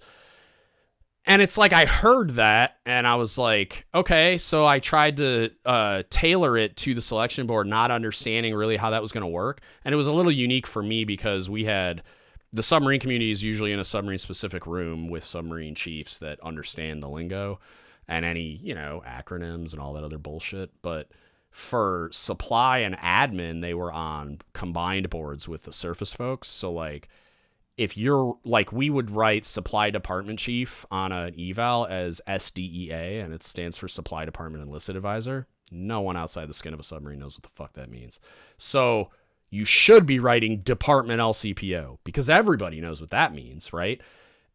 And I didn't understand that. I have evals that say SDEA in the primary duty box, thinking to myself that the submariner that reviews my record is going to understand what that means. Most of the time at our panel specifically, which again, it's for submariners, it's most submariners, like that assumption would have been okay. But for me, it wasn't. So like being in that room and discovering like how little translates, and I had to like learn how to speak surface fleet. Like I know what deck it is because I sat the Chiefs board. I mean, I had surface instructors at CSA school too, so I learned some of it there. But it, like, because I had to write their evals and I was looking at their previous eval. What the fuck does this mean? Like, what is this? And I'd look at their enlisted career paths to like see what wickets they should be hitting, so that at midterm counseling I can be like, okay, well, you know, like you're here, so you should be working on these things, blah blah blah. But I learned most of it at the Chiefs board, and it was like most of the records for those submariners were getting graded and briefed in the tank by not submariners. So you could then like extrapolate that out to other things, right? There could be something niche to like a warfare platform, right? So like you're a CT, but you deployed on a submarine, and they wrote some you wrote some shit in your eval that maybe CTs that have never done that don't understand. I don't know if that's a good example or not, but I don't know if that's a good example or not, but you should be to the maximum extent possible writing your evals with like Navy-wide terminology, like not like warfare community, not anything. Like you should be doing it in a way that like everybody can understand it, because they even started doing shit where we had, it was based on the, I don't know if you guys all, I know Ariana probably remembers, but there was a Master Chief board that got shut down and they had to like redo it because there was collusion. Yes. Also you're a chief, so they probably talk about this shit, but so a lot of changes to the way they did the selection boards came from that. And I was maybe 2 years after that happened, maybe a year, I can't remember, but there's a lot of changes in the way they did things because of the way they fucked that up and all the collusion that happened and all that kind of shit. But one of the things they started doing was we had a 05 supply officer that was a panel member with us. So she was in the room as kind of like, not as like, so you had your board president, and then you had like each panel we had like a flag officer and a CMC, like a force master chief, that were like the adult supervision, I guess. Like they were able to vote in the tank, but they were not grading packages in the panel room. And they were supposed to kind of be the adults in the room. Didn't work out that way, but that's another story for another time. But then we had that 05 who like arguably knew even less than, like, if you're looking at a submarine enlisted eval, they know even less than the surface people do about, like, because I graded a shitload of like RSs. Like, who knows what an RS is? Anybody?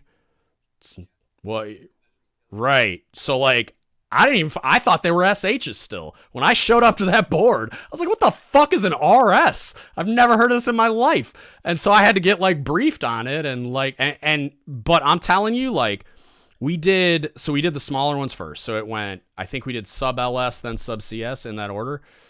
So me and my buddy, who's the guy I worked with at the time, like, we were briefing as the subject matter experts. But then, like, you're not only learning how to grade packages and be on a Chiefs board and not fuck it up, but you're also like being briefed by me on submarine shit. And then going right into, not like mock grading, like you're going right into grading somebody's record that is then going to get briefed in the tank and then is then going to decide whether or not they're selected for Chief Petty Officer. So you're like, I'm like learning on the job for something that is going to affect whether or not you get promoted to chief. So I'm just like, holy shit, like, this is fucking insane. This is not how this should be happening. And then, you know, like, you got that 05 in there who's grading records, which, you know, like, she was awesome, but also, what the fuck does she know about an enlisted eval? Period. Let alone, like, I mean, you're not an expert on writing an enlisted eval, let alone like grading enlisted packages for promotion to Chief Petty Officer. Like, what the fuck? But it was part of like some type of good idea fairy moment in the how do we unfuck this? Yeah, that's what it was. That's what it was. And she was awesome. Yeah, I mean, sort of. Like, I would say, like, there was she probably should have been somebody doing like second checks. Like, so there were times, so like if I graded your record, and I gave it a score, and somebody else graded your record and gave it a wildly different score, then there's like, oh, what the fuck's going on here? So then maybe a grown up needs to look at it, and that's what she would have been there for. Or it gets briefed in the tank. So like I apply a grade to it as the rater, right? And then we go into the tank, it gets put up on these screens, and everybody on the panel gets to vote on it, including the admiral and the force master chief and everybody else, right? So if I graded it high, but everybody who processed what was on the screens then scored it low, they're gonna kick it back and be like, what the fuck's going on here? So that's another reason why you would like potentially do that. But and even then, it's like it's not always gonna get kicked back in that specific scenario that I just described. Sometimes they're just like, it's a pump, not a filter, man. They're just like, fuck, they got so many records to go through that they're just gonna let everybody grade it, and if they grade it lower, they grade it lower. And the grade, we've just,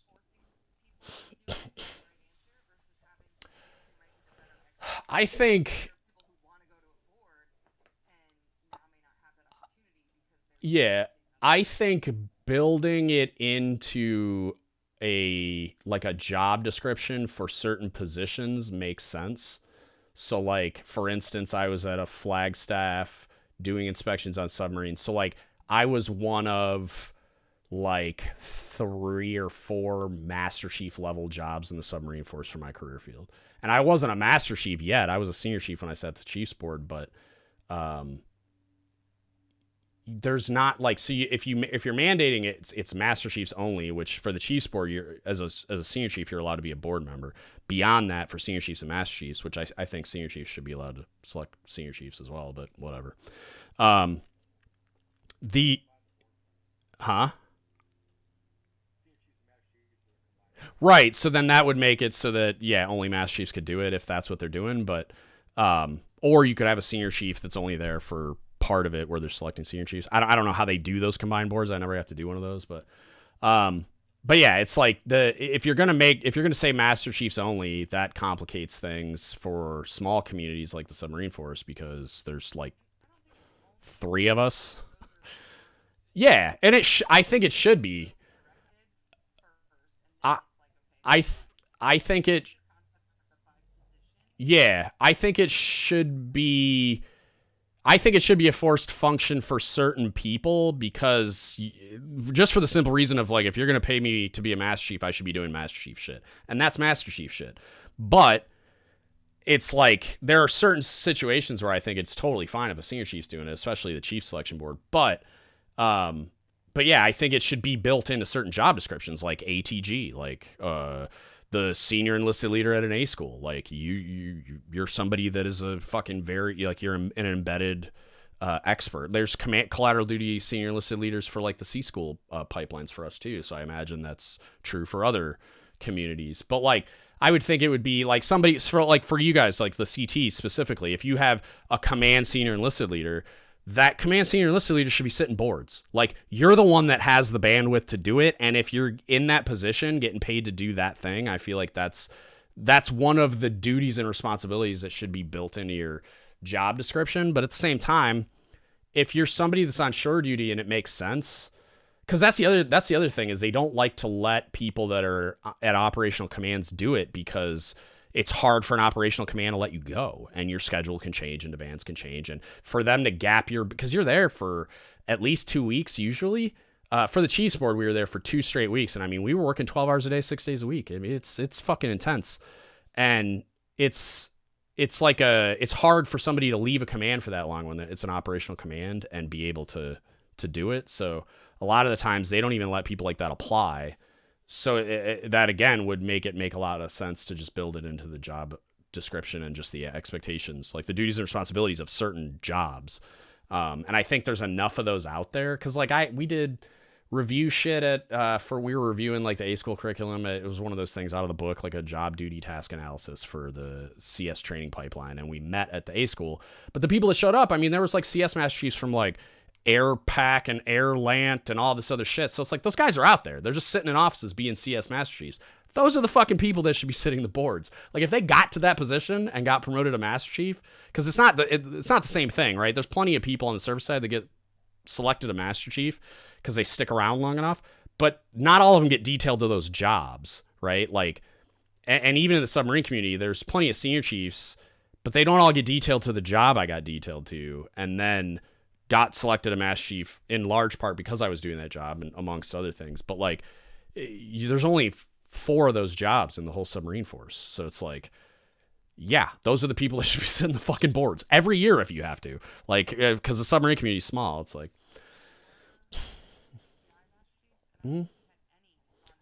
well, yeah. And that's another reason why they're probably forcing the function is because there was a year that for submarine CS Senior Chiefs, there were 0 submariners on the selection board. And so the people that made it, because my buddy Bryant was there, he was a Master Chief, and he was there for the LS side, but he knew, like, he understands the assignment on the CS side of things pretty fucking well, because me and him would go out on submarines and do inspections constantly. So we're talking about it. So he understood a lot of my side of things, but there was nobody there to like kind of brief the board. And so Bryant did it, but then all these CSs just went off half-cocked and selected people that should not have gotten promoted. And it's like, how the fuck did we end up in a place that there were no submarine CSs there representing those people? So then the people like that were eligible didn't get represented and get the fair chance at promotion that they should have gotten. And who the fuck, I mean, whose fault is that? And arguably it's Force Master Chiefs, because that's how the application for being a selection board member works, is like you route it up through your Force Master Chief. So it's like, you should be tracking that guy, you know, like you should be the person making sure that you have the requisite number of people.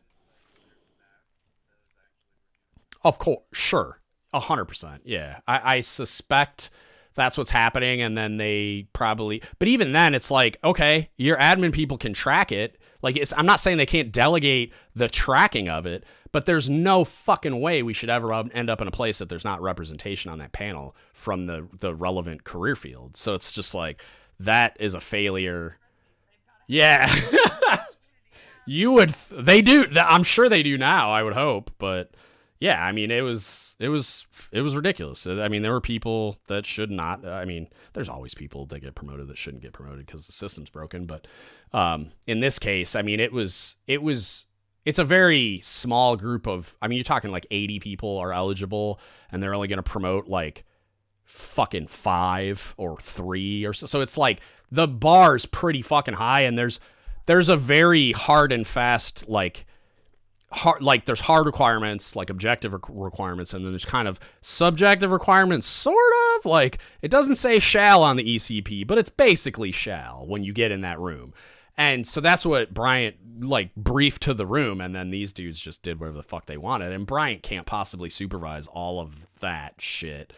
And so, like, yeah, a bunch of dudes got promoted that shouldn't have got promoted. But, I mean, you know, I guess, yeah. But it's the whole. I was disgusted. I was disgusted. I was disgusted with the chief selection board process when I went through it. I mean, it could have changed. Like, I was there in, I think it was 2016. I think 2017 maybe. But well, I was at Group 9, so it would have been. I retired in 22. So it would have had to be like 19.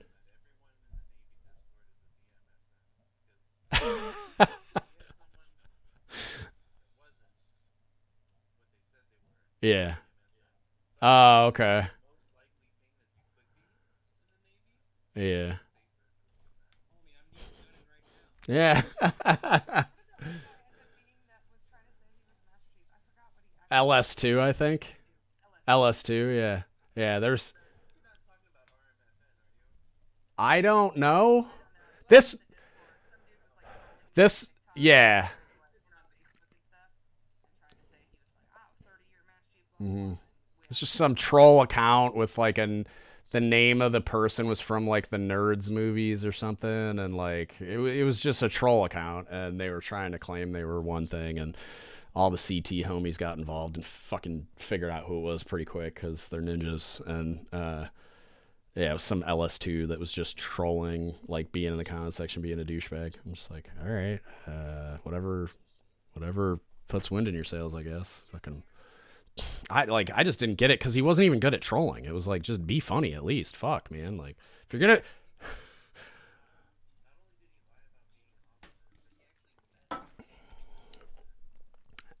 and tried to pretend. Oh, that's hilarious.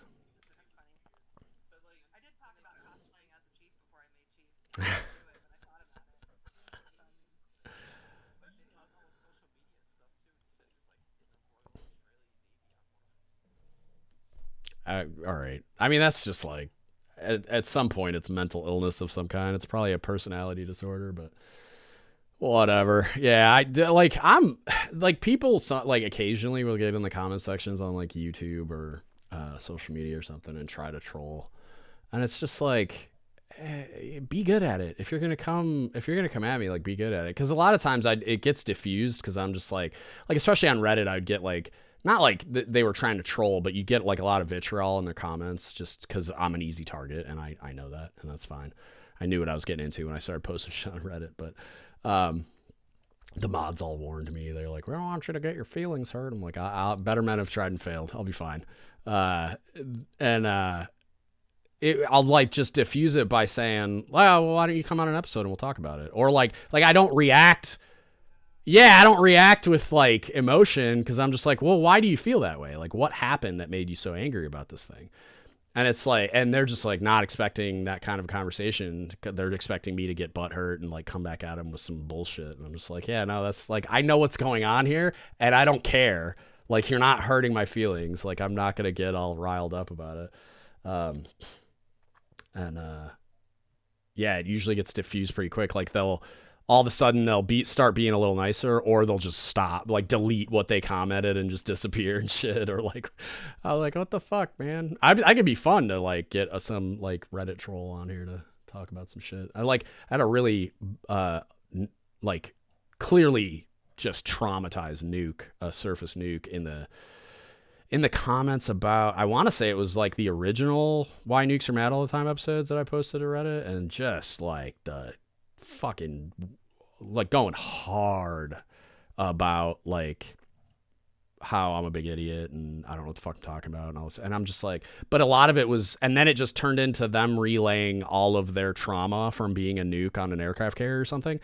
And I'm like, cool, like, let's talk about that. Like, what happened, why it happened, what should have happened, what good leadership looks like. Like, and I was like, I'm willing to, like, get on the phone with you. If you want to do an episode, we can do that. If you want to just talk offline, it doesn't have to get published. I'll never even talk about it, like, secondhand if you don't want. And they just all of a sudden had nothing to say and stopped commenting. And then when I like, they were shitting on me because it wasn't an interview. It was, like, a discussion because that's how I am. I like to talk too. And I guess they're expecting me to just like ask a question and shut the fuck up. And so they're shitting on me about like, I'm bad at doing what like podcast stuff. And I'm like, okay, maybe interview's the wrong word. Maybe I should call it a discussion, but, yeah, I mean, but that's like why I do it too, though, is because I got a lot to say. And that's part of what the platform is as well, is like, I'm trying to provide leadership development education. So if I'm not talking, what am I providing? Like, and granted, like if I'm doing an interview and you just want to hear from the person I'm interviewing, okay, cool. But like most of the time they have their own platform, a lot, not all the time, but a lot of the time. And then if they don't, it's like, I mean, they talk plenty. Like I make sure that I go out of my way to like shut the fuck up and let them talk when they're talking. You know what I mean? I try not to interrupt, even though it happens. I get excited sometimes and like want to get a thought out or whatever. But like I try not to suck at it. But at the same time, it's like it's fucking my podcast, dude. Like I want to talk too, and I look at it like it's a discussion because that's what's fun about it for me. About having a guest on, it's like is the conversation. Like I really enjoy having these conversations. So it's just like yeah, fucking go somewhere else. I don't know what to tell you. If you just want like a Q&A where they're like a news anchor or whatever, then this probably ain't the shit for you, and that's fine too. Like, but even he talks a lot. Like I don't, like he talks a lot. Like he's probably, I'm sure he's better at like the interview stuff. Like he does ask questions and lets him get it all out, but he interjects sometimes and he goes on his own rants and tells stories and shit. And I feel like maybe I'm not as balanced as he is, but I feel like I do it pretty similarly. And like, I don't know, like if that's what's fun about it. So like, yeah, I don't know. And there's certainly podcasts where like I listen to some like independent journalists that do podcasts and it's like, yeah, their shit is structured more in like they're asking a question. And maybe they'll provide context and then ask a follow-up question, but then they just sit there and let the person talk. But I'm like, that's not really what I'm doing, man. Why? I wish it would stop asking me that. Turn off my Bluetooth. It keeps wanting to pick up my phone as like a audio device on OBS. But yeah, whatever. It is what it is. I like trolls though. It's fun.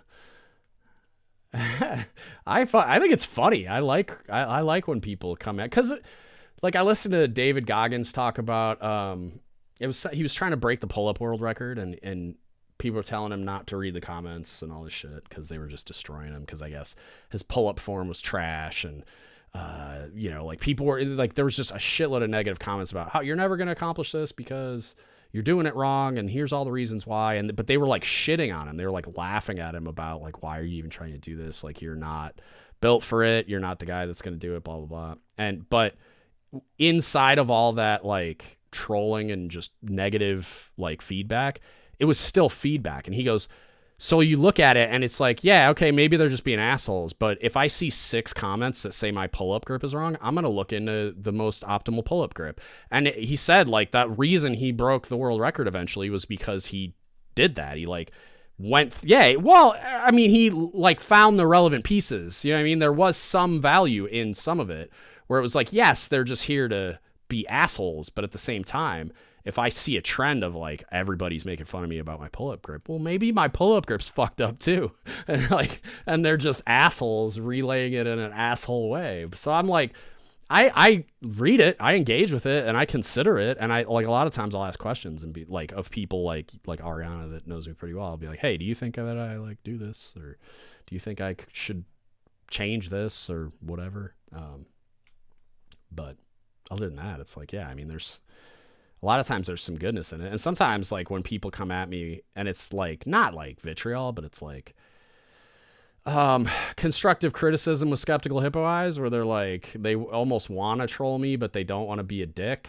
So they're just like trying to like win by being big brains. And it's like, but then with the way I respond, it ends up engaging in a conversation. And then I like get them on the podcast, and then we're homies, and then they're on multiple episodes. And then it's like, so it's like the people that are actually there to engage in a discourse, even if sometimes it's coming from like a negative slant at times, usually those are the ones I can get to like engage with me in a way that leads somewhere, you know, like to me or them or both learning something. So it's always dope.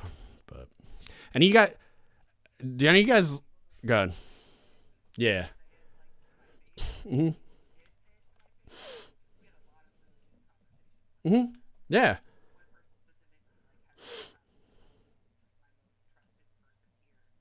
Mm-hmm.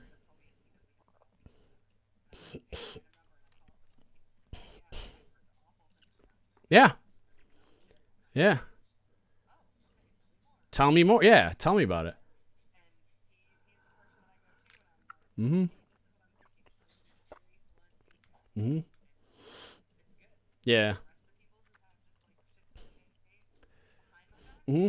Fuck them. Yeah. It's like, if you're not gonna come, yeah, if you're not gonna come tell me to my face, like fuck off. Like I'm not gonna expend any mental bandwidth on that. But like the ones that do, like there are people that will contact me and say like, there's a lot of like assumptions and like auto filling what they think I think, or like where they think I'm coming from or whatever. And then I'll either do a response via podcast, or I'll respond with an email or whatever. And then we have a conversation. They're like, oh, okay. Like, like, nah, I get it. But yeah, it's like a lot of the times people would think that if they came to me in real life, like on a boat, or, in a work center or whatever, they would think I was going to like be aggressively confrontational. And it's like, yeah, almost never. Like almost never. Like if it's the appropriate response, I'm not afraid to use it, but like almost never. And I would like tell people that it's almost never the right answer to be screaming at someone. And like being aggressively confrontational, like even at all, it's like the analogy of like, if you're barking at some sailor, like it's not relevant anymore because you can have your hands in your pockets. But like if you're barking at a sailor walking around with their hands in their pockets, it's like as soon as you leave, they're going to put their fucking hands back in their pockets. But if you like treat them like with respect and have like an adult conversation with them, yeah, maybe they won't. Like I got to a point where like me and the E5 and below mafia arrived at this like peace treaty of like, if I walked in, they all just took their hands out of their pockets. And then if I left, some of them probably put them back, but like they had enough respect for me and my willingness to have conversations with them about that kind of shit that if they saw me come in, they would all just take I wouldn't have to say a fucking word. They would all just take their hands out of their pockets. So it's like, there's some value to be had in just like having those types of conversations, and like the whole like, they just want sailors to like not ask why and just shut up and color. And it's like, yeah, but if you have time to explain, it's almost always valuable to do so. Like, because then when I need to demand compliance, they understand that I've done an analysis. It's in their best interest. I've considered all the things, and you know what I mean? Like, or I'm not doing it to just be an asshole, you know? I don't know. Like, it's, yeah.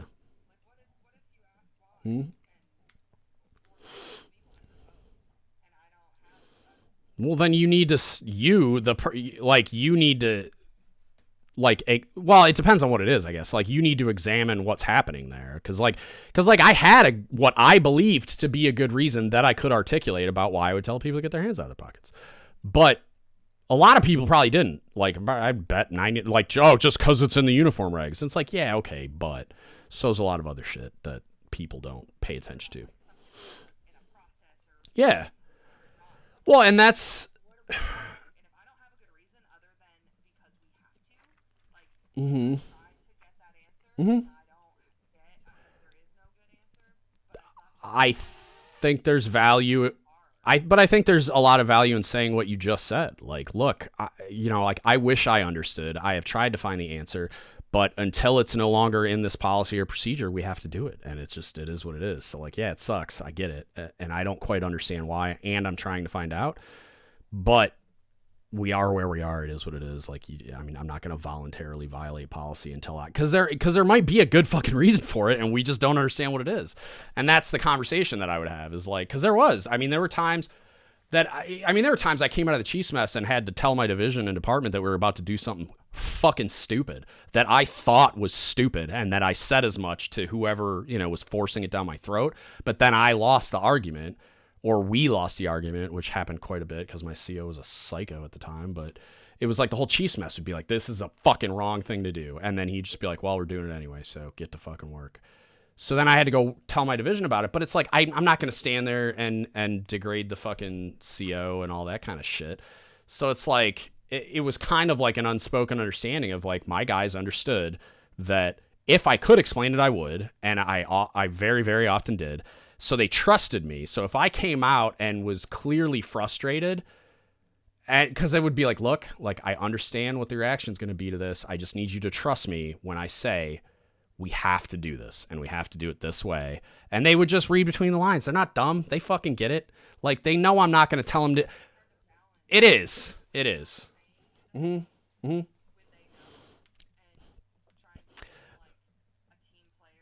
Yeah. Right, but that's why I'm not all in on the idea of coming out of the Chiefs mess as this unified front, and like, because we're not a unified front, because I was flipping out while I was in there. So it's like, when I come out, it's like, the best you're going to get out of me is the same thing you're going to get out of them, is compliance. Like, I'm not going to go out there and trash what we're doing. I'm going to say, this is what we're doing. This is how we're going to do it. This is when it needs to be done by, blah, blah, blah. And if I get a bunch of questions, which happens, it's like, look, I can't explain to you why we're doing this. This is just what we're doing. This is what the CO wants us to do. So we're going to do it. And, I'm going to get behind it and push to, like, because it's what we have to do. And it's like, because at the end of the day, it's like, if I'm kicking and screaming and moaning and fucking trying to like actively sabotage it or dragging my feet or whatever, it's like, that's not helping anyone. That's just going to make it more painful for me. It's going to make it more painful for all the guys that have to do the thing. It's like, if we're at a place where I can't disobey an unlawful order because it's lawful, I just think it's stupid. It's like, everybody has to shut up and color at some point. So there's just going to be a point at which, like, my guys aren't dumb. They know me very well. They're going to be able to read between the lines and know when I'm coming out and just being like, like, we have to do this thing. I know it's fucking stupid. I mean, I wouldn't usually say it that way, but like, they could just tell. Like, yeah, I mean, and I feel like I feel like the way that you deliver it, it's like they're gonna know the difference the vast majority of the time. And there were times where like I might not explain it to everybody, but I would explain it to like my LPO and just be like, look, man, we argued against it. The CO wasn't fucking budging, so we got to go do the day. And that's a thing that happens, and it shouldn't be a surprise to that LPO when they get selected to chief that that's a thing that's gonna happen. So it's like I feel like there's a balance to it, but yeah. I don't know. I feel like we're hogging the bandwidth. Do you guys have topics you want to talk about? Feel free. Some of the novelty of this is you have access to me to ask questions, to Ariana to ask questions. So happy to go down some rabbit holes if y'all want to. Or we can just keep talking and you can just sit there and listen. Just kind of what we also do here, but I would love to hit topics that y'all want to talk about too, if there are any. No pressure. Yeah, how do y'all feel about that? I'm curious. Okay. Yeah. No, I didn't.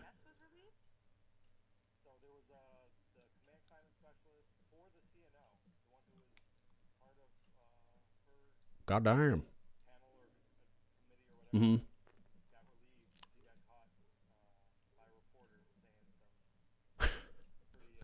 Was it like super on the nose? Like they got saying something that was not like it was like an equal opportunity thing that they were. Yeah, of course. Cause of course. Fuck.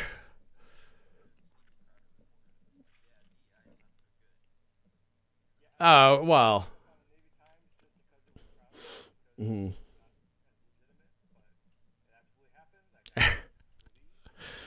Can you get into what they said without like saying anything crazy? Like I don't know. Okay, is it all out? Okay. What happened? What'd they say? Okay. I mean, he might be right, but also like not about the first part, the Trump part, but um I don't know, saying that uh Steven Crowder, you said? Is that the name?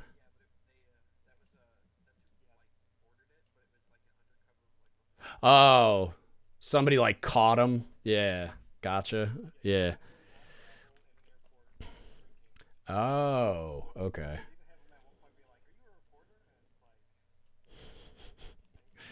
No. Yeah, dude, I just I don't understand how like it's. Oh, nice. It's a chief. It's a chief too. I assumed it was an officer.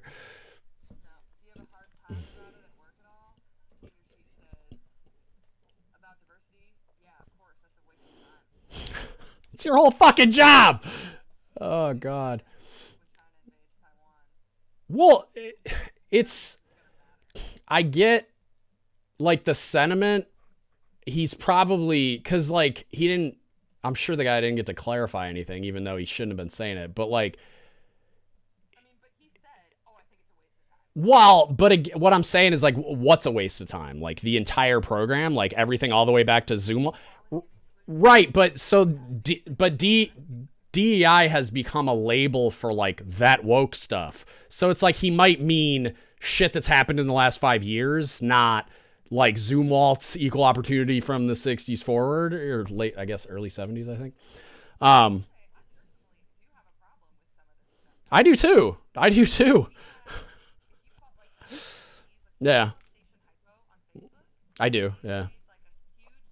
Mhm. Mhm. Interesting. Yeah. Mhm. Yeah. Yeah. Didn't love that. Yeah. Right. Right. Right. Right. The tiara was my favorite. Alexis got so excited about a fucking tiara. She got one. She went to some function and she was wearing one, and which was funny because like I thought it was like an actual tiara. It's like a fucking it's like a fabric thing with an officer crest. I'm like, what the fuck? I was so disappointed. I was expecting it to be like jewels and shit or something. I have an issue with like. Oh, nice. There you go.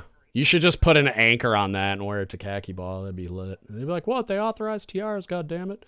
I have issues with some of it as far as like, because I guess like, I don't understand. Like, I'm not even going to say I have heartburn about like what you just described with the Facebook post thing. Like, should they be doing it? I mean, like it should be represented similarly, I would say, but like, at the same time, it's like, it's fucking social media. Who gives a fuck? No, I'm just saying, like, I just don't put a lot of stock in what anybody posts on social media as a way of communicating, which is probably just me being fucking old.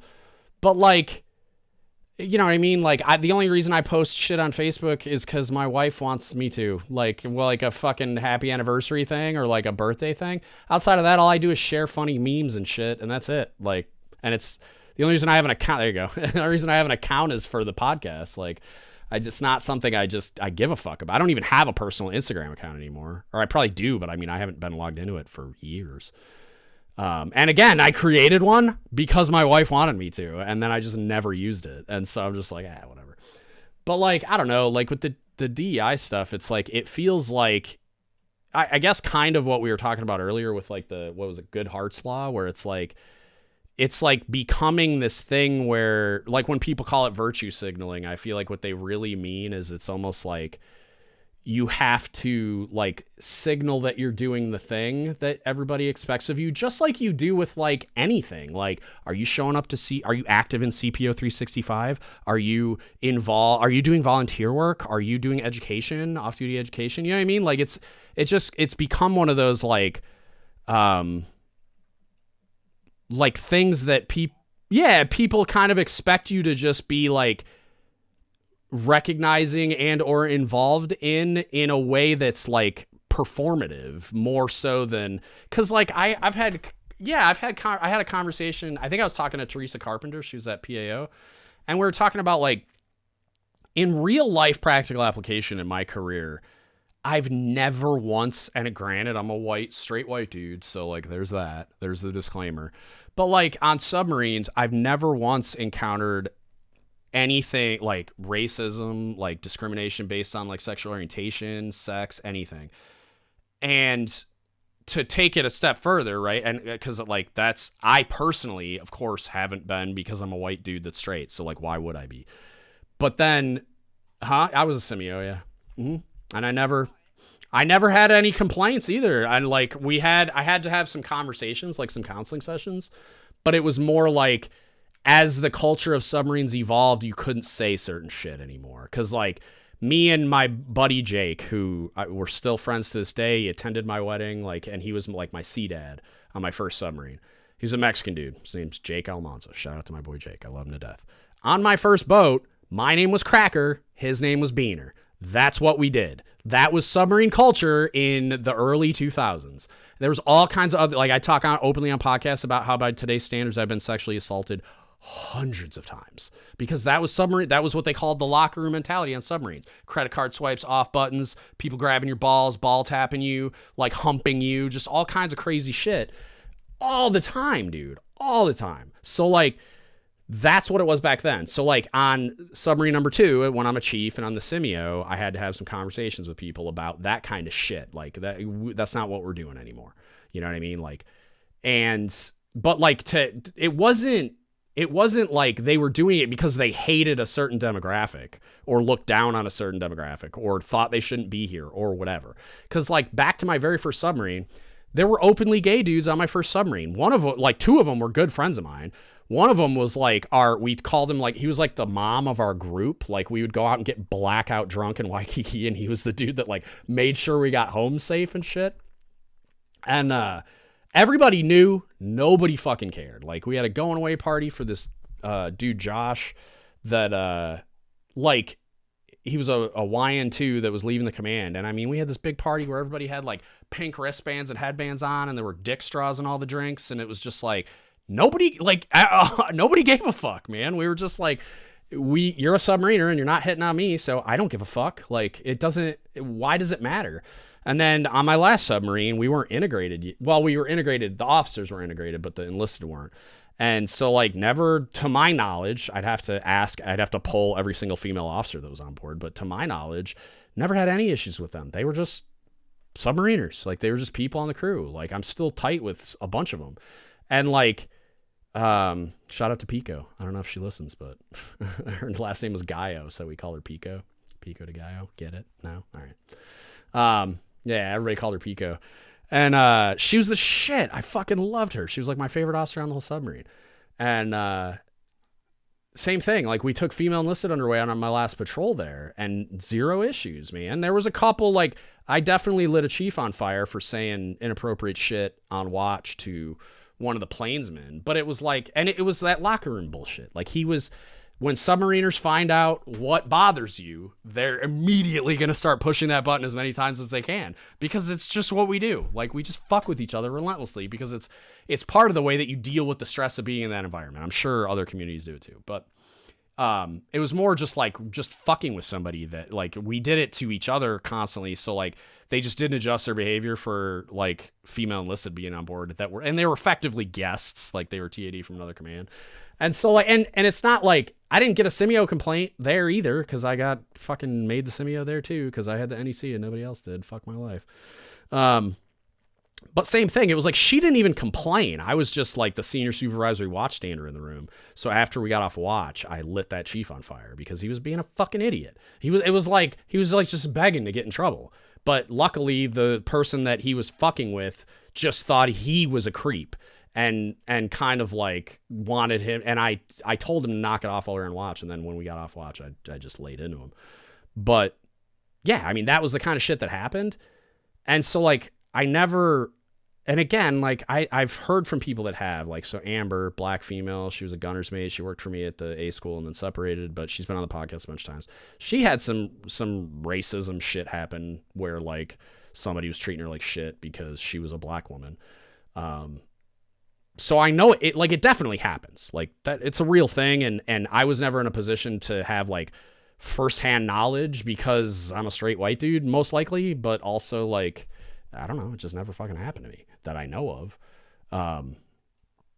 But I think a lot of the DEI stuff that people have a problem with now is, like, everything that got layered on top of that in the last, like, 5 years, where it's like, it's almost like you have to have this performative aspect to, like, your recognition of and your, like, participation in some of the things that not everybody's on board with. And, like, some of it's like, there's this weird line somewhere where it's like, if you can exist in the military whose policies are such that they're written down, they're usually not very vague, and it's easy to understand, where you can, like, be a part of the organization and conform to those organizational norms and policies, but also maybe you have, like, specific religious beliefs, or you grew up in, like, a cultural, like a culture that didn't, like, view those things as okay. It's like, you're allowed to think that. You're not allowed to let it invade the way that you do your job and the way that you lead people. And that's a sticky, weird, like, gray area to navigate, because most people aren't going to be able to separate, like, a personal feeling or belief from the professional expectations and, like, duties and responsibilities. So, like, I don't know, weird rabbit hole, but, like, and I'm not saying, like, that dude that got fired, like, maybe he was fucking racist. Maybe he was a bigot. I don't fucking know. But, like, maybe there was context, and that was kind of what he was trying to explain, was, like, in a couple of years, all this extra shit is going to just go away. It's not like the equal opportunity program. It's not like the Simeo instruction is going to get deleted. It's not like we're going to stop doing DGUTS surveys. It's not, I mean, like, that shit's never going to go away, and it's only going to evolve. And there's stuff that I think a lot of people get confused about or gets lost in translation. So, like, I lost hundreds of Instagram followers when I did that Harpy Daniels episode, right? Josh is the dude's name, which pronouns are they, them. I fuck that up all the time. I'm sorry, Josh, if you're listening. And then when they're in drag, it's she, her, because they dress up as a woman. So it's like, it's complicated. It was interesting. It was educational for me. And that was part of why I wanted to talk to them. But also, like, when you're talking to them and they explain to you, like, what's going on on the professional side of their career, like, outside of the social media presence, it's not like they're dressing up in drag on Tuesdays in their uniform and going to work. You know what I mean? And then there was a big uproar about the Navy Digital Ambassador Program. I don't know if you guys are aware of that, but they piloted the program, and it was Harpy, it was Alexis Travis, the submarine supply officer. It was Mike Sensi, who's like a vet bro type account. He's an RP. He's got like a lot of memes and funny shit, and Jervy Loda, that CO that was going viral. There's like 6 of them. And the national media gave a bunch of attention to just Josh, because they're like, oh my God, they're paying this fucking trans person to recruit for the military. And like, that was like, it was just ridiculous. And it was like, no, they're not. They were not getting paid any extra. It was just a pilot program for people that had large social media followings to be like used for, I'm sure recruiting factored into the calculus, but it was more like explaining what's going on in the Navy, what it's like to be in the Navy, and translate like certain like policy things for like the general population. That was kind of the way it was explained to me. That was kind of like the soft initial goals of the Navy Digital Ambassador Program. And then I'm pretty sure in large part due to that backlash, they kind of just shuttered it. But it's like they were like EP sailor of the fucking year, got promoted to first class off like one of the first exams they took at only their second command. Like just doing fucking everything that's expected of them and performing at an EP level. So what the fuck do you care what they're doing in their free time or what they're doing on social media? You know what I mean?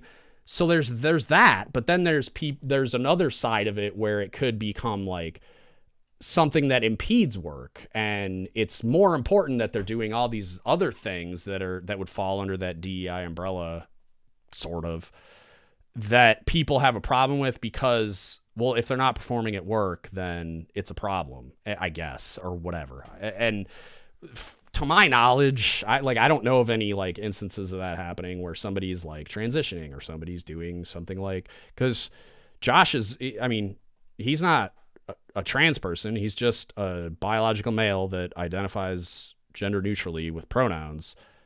But then, well, I think they describe themselves as a gay man, but they just use those pronouns for whatever reason. And then they dress up and drag as a female, but it's like, it was not a trans person, just like something else that they do. This is what they do. And it's like, I thought it was fucking interesting. And so having that, and I learned a lot about things that I just don't understand and have had very limited exposure to. So it's just like, if this is going to be part of normal life going forward, and naval leaders that are, you know, generations beyond me, like all of you, right, are going to have to interact with people that are doing things that you may not understand and may not be comfortable with and may not even agree with, but at the same time, in a professional capacity, you're going to need to learn it. You're going to need to figure it the fuck out so that you can lead these people. And like the closest like analogy I could give was when we had those female enlisted come underway. I had genuine concerns about like, am I going to be able to meet the needs of these women because I've never led women in this environment before? Turns out they're just submariners, and it's almost a non-factor. So like if somebody's a trans person, probably almost a non-factor. Harpy, fucking EP sailor, promoted quickly, getting awards, doing all the damn things that they need to be doing at work and excelling. So it's like, the fuck do you care what people are doing at home? That's what I guess people getting hung up on it and even getting frustrated by it, like that dude probably was, that senior chief that got canned. It's like, like for me, it's like looking at it when people have that type of a negative reaction in the context of it's the military and we're, you know, in the immortal words of Jason Thompson, our prime directive is to kill people and break their shit. It's like, they're like, oh, there's no place for that here. And it's like, why? What difference does it make? When they show up, they're here doing the thing that they're expected to be doing, not in any way negatively impacting mission accomplishment. And because then you can make the argument like, okay, like if tomorrow Ariana got her legs blown off, like, do we have to send her home or can she still do her job? pretty sure most of her job happens at a fucking desk in an air-conditioned basement. So why would we need to send her home? So then you can extrapolate that out to like, why can't we recruit people into certain career fields only that are fucking quadriplegics or fucking, you know, Stephen Hawking, big fucking brain, but the dude couldn't fucking move. You know what I'm saying? But huge, probably could have done some shit for us. Big brain. So like, same kind of thing. It's like, what difference does it fucking make if, you know, like we lionize Carl Brashear, right? Like lost his fucking leg doing heroic shit, came back in a full, you know, diver status and all that shit as a master diver with one fucking leg. He's a hero. Why does it, so what's the, like, explain to me the difference. Like, that's kind of, you know, what do you got there, Ariana?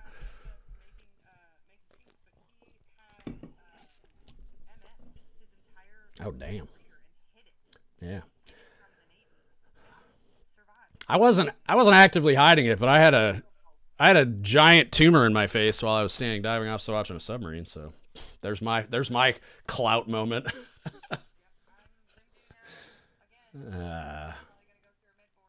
Oh yeah, you were telling me about that. Yeah, what difference? Yeah, you're for what you do. Yeah, for did we really? Oh, tell me about that. Tell me about that. I don't know anything about that. Me?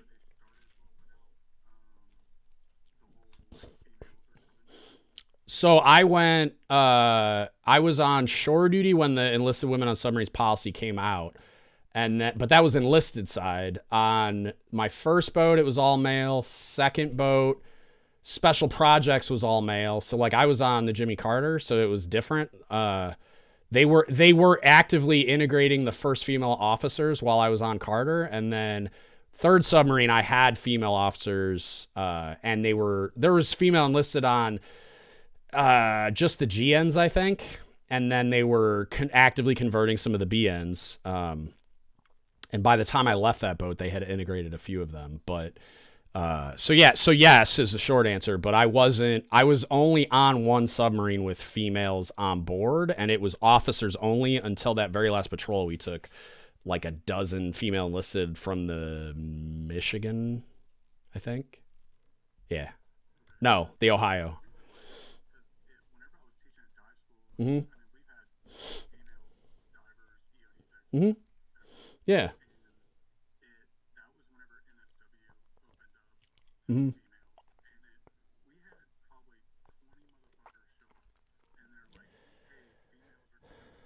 Yeah. Right.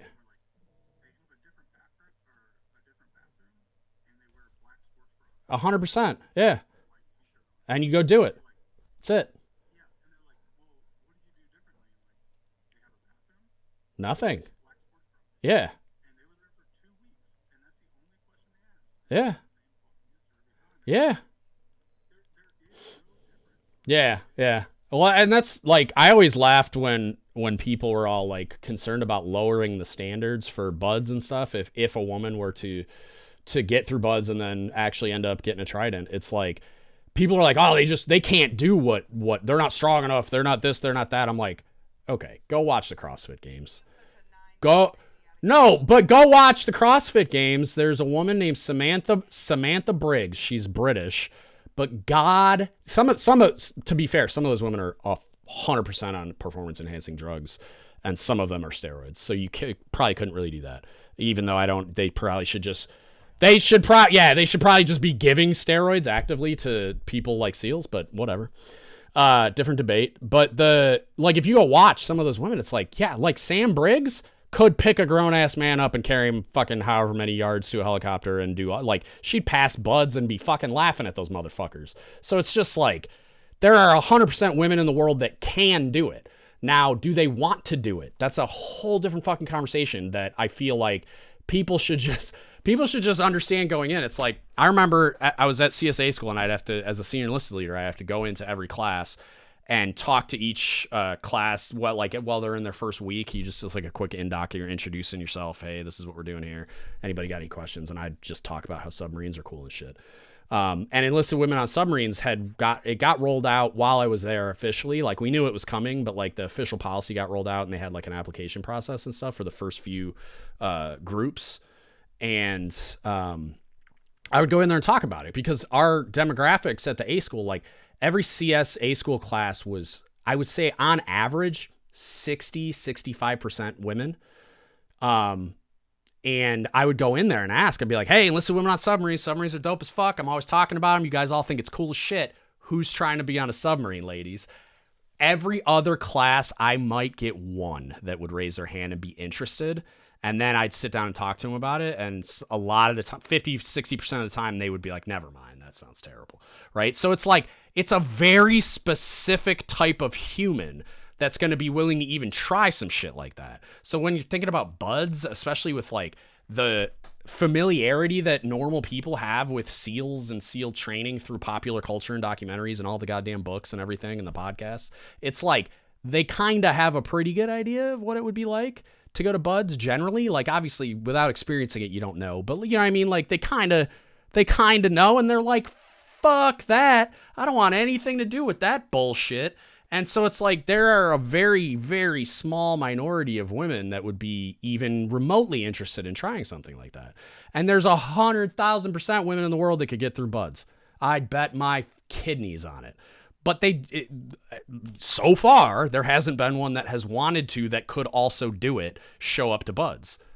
It'll probably happen. I would argue it's probably inevitable. It's going to happen eventually. But, you know. Mm. Yeah. Mm-hmm. Yeah. Yeah. Yeah. Yeah. Yeah. Yeah. And you're gonna carry that second guy out, 135-pound dude? No, you're not. No, you're not. Yeah. Yeah, yeah. Yep. Well, yeah. Mm-hmm. Yeah. Well, dude, yeah, my favorites are the dudes that have watch stations on submarines that are, so like your offgoing responsibility is to put an FFE and SCBA on if there's a fire, and they're fucking Cascade Avalanche fat with a fucking PRT waiver, and it's like okay, you're gonna fucking fit through the hatch with all that gear on, let alone not die of a fucking heat stroke before you ever find me or before you ever meaningfully like attack that fire with a fire hose. So it's like, oh yeah, women can't be on submarines, and like that's the dude that's saying it. So it's like, shut the fuck up, man. Like you're going down the hatch every morning and we get a shut hatch indication and control because you're fucking huge. So don't give me this bullshit about how like, oh, they couldn't fucking do it anyway. I'm like, half the dudes on submarines can't do the submarine things because they're yeah, thumbs up, fucking Discord, Jesus Christ. Yeah. Jesse Barnes? Is that what you're talking about? Yeah, I love her. She's a badass. Okay.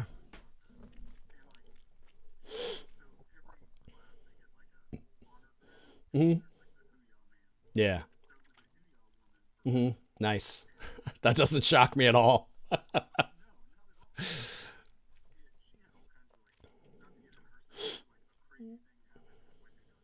Yeah. She's yeah. She's a beast, man. I love her. Yeah. Yeah. Yeah. Right. And that like I had I wonder if I mean maybe you would have known her. It's been a while. She's been out for a while. Her name's Melina DeRue. She's a Surface CS that she was my first class leader ever in one of my classes, and she little tiny petite female, and she wanted to be a rescue swimmer on the ship when she got there. Because she had been like a high school swimmer, and she learned about it somewhere, and she's like, I want to be a rescue swimmer. I was like, so then be a rescue swimmer. And she's like, well, but how? And like, will they let me? Because she's little, and a woman, and so she was worried that those things were going to be an issue. And I was like, yeah, like there's a difference between saying you want to be one and showing the people doing the damn thing that you want to be one. And I was like, when you show up from day one, if you do a career development board, as part of every check-in fucking interview, as part of everything, the first thing out of your mouth is, I want to be a rescue swimmer. And then you're probably going to get, yeah, okay, cookie, go fucking make me cookies and shut the fuck up. And she's a tiny petite female, so that's probably going to work against her too. And then I was like, and then you're going to go in the gym and you're going to work your fucking ass off and you're going to get in all kinds of good shape and you're going to be in the pool and do all those things. And then on your free time, when you're not on watch, you're going to be hanging out with, you guessed it, the fucking rescue swimmers or the air crewmen or whoever the fuck these people are. And you're going to be doing the damn thing with them. Is that Zip? With the fucking pimp and mustache? Unmute your microphone, sir. What's up, dude? Good to see you, man. Sorry, I got distracted. That mustache is majestic. Oh, yeah. I'll take it off now. So then I said, hang out with the divers, or the rescue swimmers, and show them. Be doing anything they'll let you do. Carry their fucking fins for them. Do what? Just be the puppy dog mascot girl that never goes away and just continually pesters the shit out of them to be a rescue swimmer. Long story short, goes to fucking rescue swimmer school, becomes a rescue swimmer. And then she's a SAR swimmer school instructor for her shore duty before she gets out of the Navy. And so she's like, I talk about her on podcasts all the time. She's my little rescue swimmer that I reference, but she's a fucking beast of a human. And she's this person that when you look at her, you're like, you want to be a rescue swimmer? Are you sure? Like, because she's like, you're just a little like, I don't know. Like, I don't know if this is going to work out, but that's like the snap judgment. But then, you know, like if you want to do it, just go fucking show them you want to do it. And then she did. And she beasted her way through school. She ended up, I think she was the LPO for her little fucking, I don't know, rescue swimmer work center or whatever. And then ended up being an instructor at the goddamn school before she separated. So I was just like, yeah, you can fucking do whatever you want to do. You just got to like, there's a difference between saying, oh, it's unfair because they won't let us fucking do this, or because there's not any women doing this, or there's not any, like, you know, insert whatever marginalized demographic. And then you going and doing the damn thing. Like, if you want to do it, like, yeah, there may be more hurdles or obstacles. Hopefully there's not, based on a demographic thing, but like, just fucking show them. And eventually they're going to just be like, all right, fine, fuck, we'll send you to SAR swimmer school. And yeah, maybe they're all collectively like laughing to themselves as you get on the airplane. Like, oh yeah, she's totally going to fail. Oh, she didn't fail. She comes back and then she's doing that. And then she's killing it while she's with them. And then she's, yeah. Or not. And it's like, and then here we are. And it's like, it's not, I don't know, man. I just like it. There's a, yeah. Yeah. Yeah. Yeah. It's a gender neutral term. Yeah. Yeah. Mm-hmm.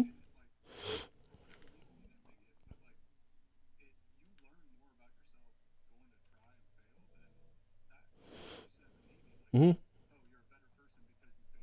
Yeah. Yeah, they're a failure. They're a shitbag. Oh, you washed out. It's like a zero defect mentality. Plus, we're trolling them, and we're the guys that have never tried, you know? And it's just like, the fuck? Like, yeah, that's ridiculous. All right, let me go to the bathroom real quick. Talk amongst yourselves, but I got to take an old man pee break.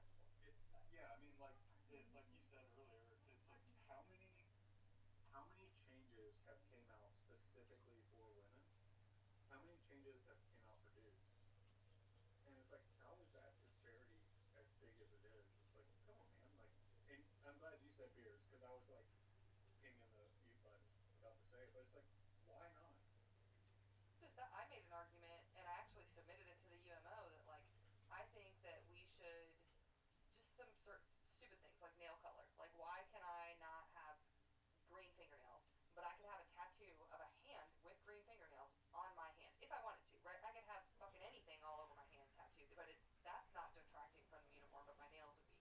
It's just stupid things like that, and I don't think like green fingernails is going to keep someone in the Navy, but it's just it would be nice. Um, and then grooming standards, I don't see why men can't have hair like women. And if you try and say it's some safety thing, I say that's bullshit because we've been keeping our hair safe and not getting ripped our skulls off forever. Like, let it be like the same thing with beards. Let it be like ponytails. If you can't safely have a ponytail, then don't. And if you can't safely have a beard, don't. Same thing should go for regardless of your gender. You can't do that.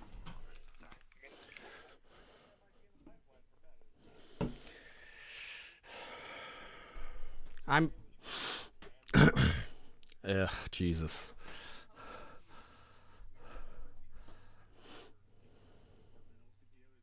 Oh, like the religion with the Thor hammers and shit.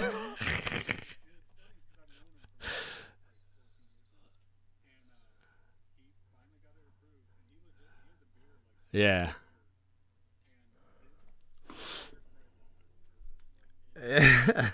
Is it real or did he just claim it because he wanted to grow a beard and have a man bun? Like, is You it? know how hard it is to get a religious exemption? Yeah, I mean, It's not is it easy. real? Okay. I mean, I just like I could 100% see some god tier troll like going through all the pain required to like get it approved just to do it, and they don't actually believe in the religion or anything. Um, but yeah, either way, that's funny. I have a retraction issue. My wife did not force me to get social media. She's home. She got mad at me for saying that. She didn't force me, but she does like when I post certain things. So I'm not backing off that one. Yeah, no, she got. Oh, I didn't even hear her come in, but yeah, she scared the shit out of me when I walked out there, and then she's like, "Hey," and I was like, "What the fuck?" But then yeah, she's like, "I didn't force you to do anything. You could delete your social media if you want to," and I was like, "All right, fair, fair. Stop yelling at me." Um, she didn't get into the PRT shit, did she? I was curious about that. Oh, okay. Yeah, she does this even when we would record podcasts. Her kids come in, she has to walk away every 5 seconds. Like, I'm fucking with you. I'm fucking with you. You want Read my popsicle request. to get into this PRT message shit or whatever? Yeah, but you're not the boss, obviously. So it's like, yeah, they'll ask you when mom's not home. Yeah, what's up with this? Not, nah. What's with the PRT shit? Yeah, let's do that. So yeah, nav admin, law changes, references are Navy culture of excellence. The UMO charges our leaders to build great people, great leaders, and great teams. Mm-hmm. Their minds, bodies, and spirits, eliminating barriers wherever possible. In response, we are modernizing our PFA policy to acknowledge our diverse population, increase sailor trust, and enhance quality of service. Building the bodies of great people is more than annual or biannual testing and includes ensuring healthy food, adequate sleep, opportunities to exercise, especially outside, and medical readiness. Commanding officers are able to evaluate a sailor's physical readiness, progress, or lack of progress through performance evaluations, giving them the ability to manage risk, recognize earnest effort, and best take care of people. Effective immediately, enlisted evaluations and officer pre-reps. No mandatory or prohibited trademark is required in military bearing and professionalism for promotability or retention for the reporting period in which their first PFA failure occurs. COs will evaluate the sailor's PFA progress or lack of progress and evaluate performance for a reporting period in which a member has accumulated 2 consecutive failures in one reporting period, which is rare. Um, Now that we do one a year. Enlisted members are not mandated to receive minimum marks or trait grades in military bearing professionalism or SP or not recommended retention. COs are encouraged to document members' progress and initiative in attaining current physical standards in the narrative section and suitability for retention. Meaning, I guess if they're retaining and they do enough, they can say like, oh, they failed, but they increased their time or something. So what I'm getting out of this so far is because like the front matter is all like, yeah, we want to fucking make you healthier and mind, body, and spirit and healthy food and all that. But well, yeah, and we want to create all these opportunities for you to PT outside or whatever the fuck. But then we're not gonna. But all that being said, one, we're not gonna do that. So duh. And then two, like we're gonna lower fitness standards, and that's somehow gonna drive people to. Lowering the standard, we're just not upholding. Right. That's right. I mean, you're de facto lowering it by not making it matter, and like. Because it doesn't matter for retention. Well, that's why they're doing it. That's 100% why they're doing it. This is a.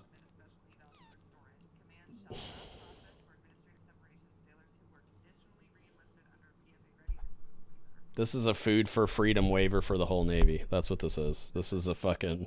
We can't fucking recruit enough people, so now we're not going to kick anyone out for anything unless we absolutely have to. That's. It stops you. I thought she just said it doesn't require. Oh, go ahead. Go ahead. Failure of PFA removes the sailor's eligibility for advancement, including the ability to negotiate for billet-based advancement orders or effective legacy moves.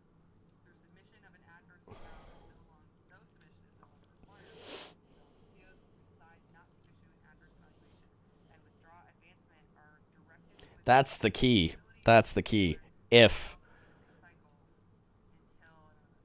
the reporting senior decides to pull their promotion recommendation, which means it's at the discretion of the CO, which means the CO's never going to fucking do that because everybody's perpetually undermanned and nobody can afford to lose anybody. And if they're qualified to watch station, CO's not going to give a fuck. And then officer promotions. Officers who fail one PFA will continue to be ineligible for promotion. So On one of the recommendations for, like, is it going to matter for the chief's board?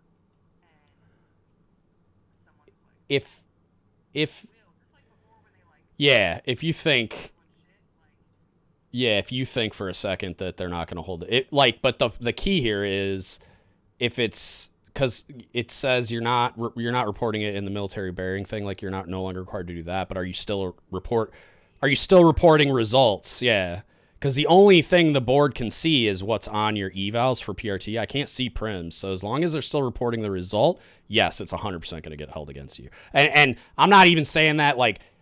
If they come out with a policy that explicitly says you can't hold it against them on the Chiefs board, which I can't imagine they would because they're saying your CO can pull your advancement recommendation. So why would they do that? Those two things would be contradictory. But even if they did, I think board members like you would it would take so long to like breed out that mentality out of people that a PRT failure is gonna curse you at the Chiefs board that it would still get applied.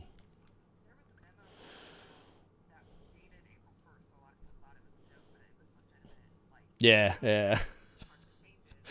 One of them being that, like, if you fail the PCA, you can still take the PRT and pass, which I think is cool because, like, we had a guy a year ago get separated because he passed the PCA. He was a legitimate powerlifter. Like, Yeah. he was just measurements, like, he was always over. Right. That would help that.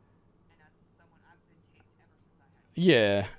I got taped for the last half of my career, and I mean, it was never close, but like, I just wasn't ripped, and I lifted a lot. But like, the thing for me is like, they were talking about it during Mick Pond Stevens's time in office or whatever, doing like career field warfare platform, whatever specific fitness tests. Kind of like the combat fitness test in the Marine Corps, or I don't know if the Army if it's called that, but there's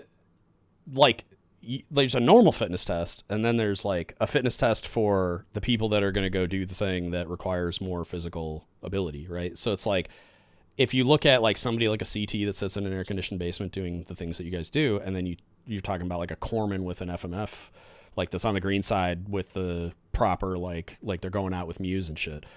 It's different. Like, why would I apply the same standard to one and not the other? And I know, like, some communities, like, have, like, screening tests to get into them that have different PT standards. But it's like, why? Like, it's not...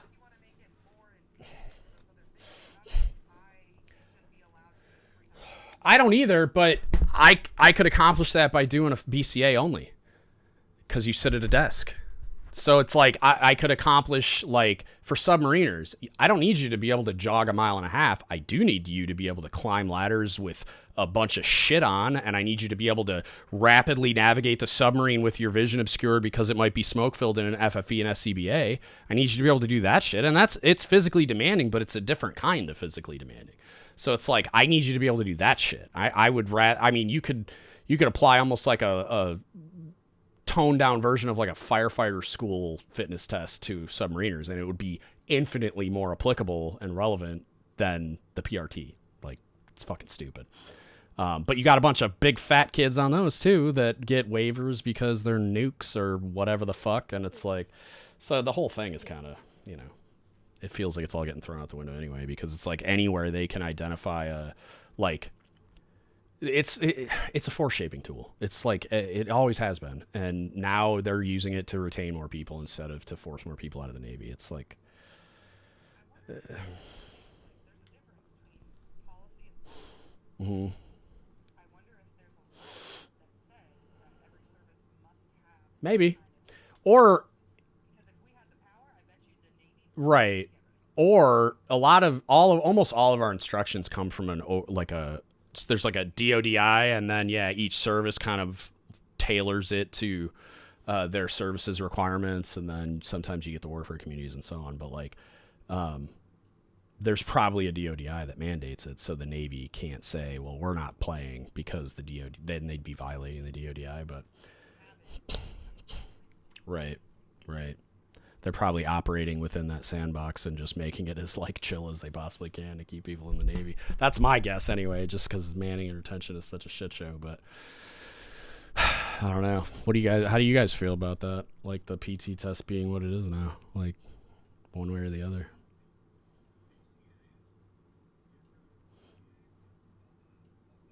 Mm-hmm. Yeah. Yeah.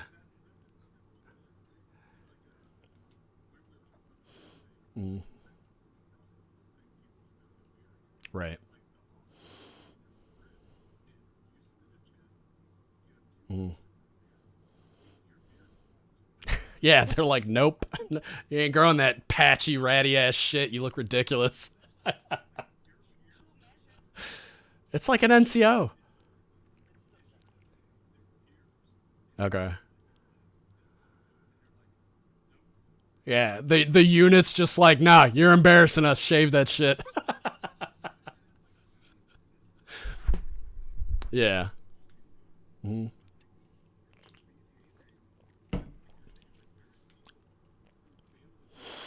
Mm-hmm. Yeah.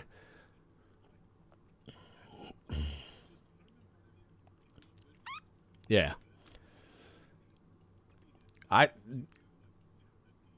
The funniest conundrum to me was this kid. He was my LS1 on one of my boats, and this kid was fat. I mean, he knew it. It wasn't like he was a giant human, but he was also fat. But at the same time, like, so he would usually like go on some weird tuna and fucking water fast or some shit, so he could dehydrate himself and lose some actual fat and pass the BCA. But then this kid would crush the PRT. He would get excellence in every fucking category. And this, granted, he was using the exercise bike because there's no way that dude was getting excellent on a run. But he played rugby. He was really physically active and he worked out a lot. But I mean, the kid, you put on a uniform, he looked fat. And so it was a weird place to exist, because I was sitting in I think it was Sailor of the Year board or something. And he was in consideration for very good reasons. But there was that like elephant in the room of like, well, he's fucking fat though.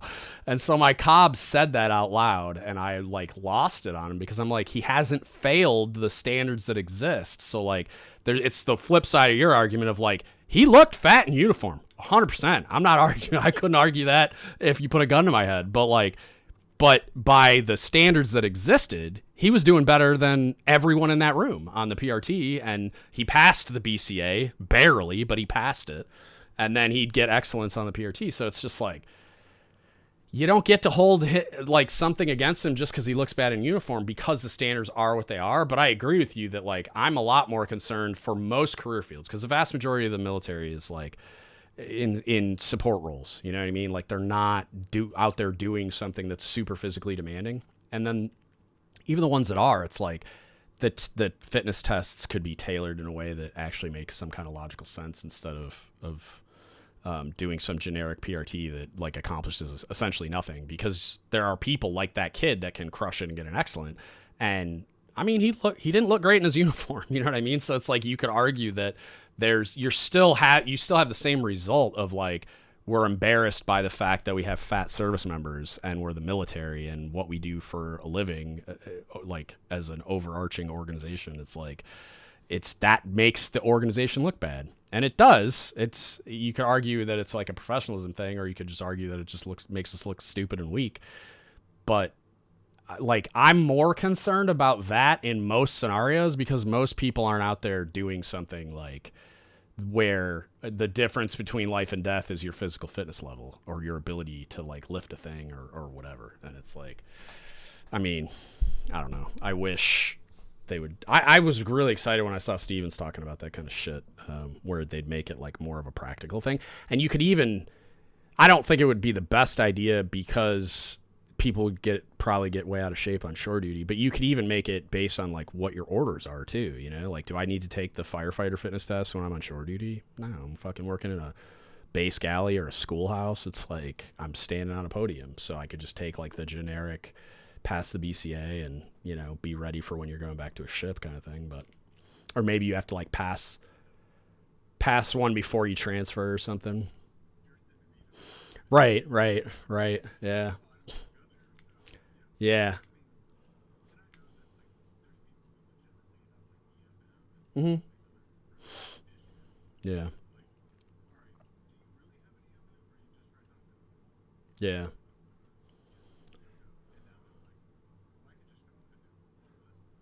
Mm-hmm. Yeah, that's fair. I mean, that.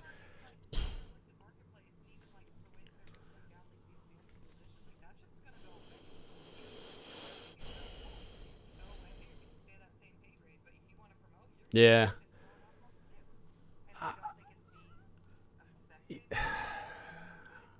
Yeah. Yeah. Unless that became the. Yeah. Unless that became the lion's share of advancement, though, I don't know. Right. Right.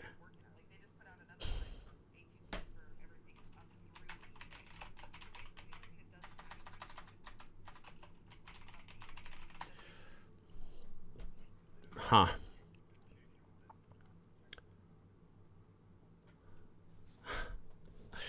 Huh. My buddy got picked up for that advanced position shit. He took it's like an amphib or something, and he got to put on senior chief, which I thought was fucking cool. But I don't. I thought it was advanced position because. Okay. Oh.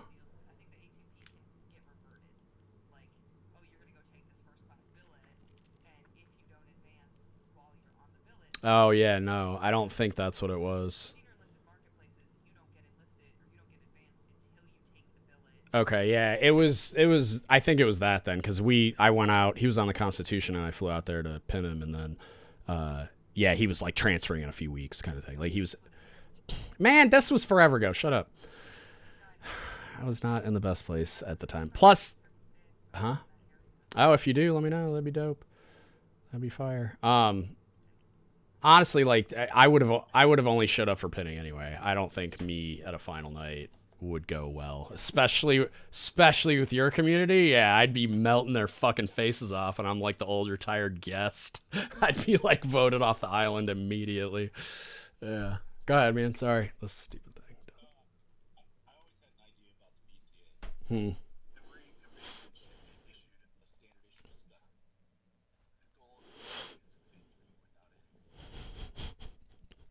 I mean, yeah. Either way, like however they want to measure it. Yeah, your waistline. Yeah.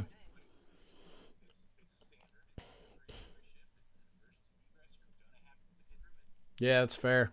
Yeah, there's a grip of people like on submarines. There's these little emergency escape hatches everywhere, and it's like there's, I mean, 50% of the crew wouldn't be able to get through those fucking things. Like,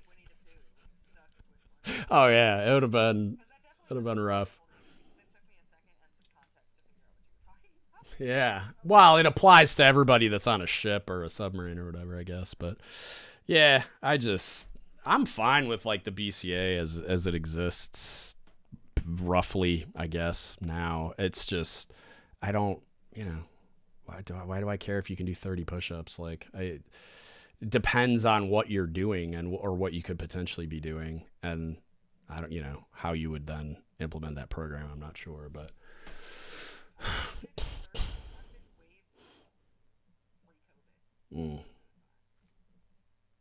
Go ahead, man. You're gonna say something.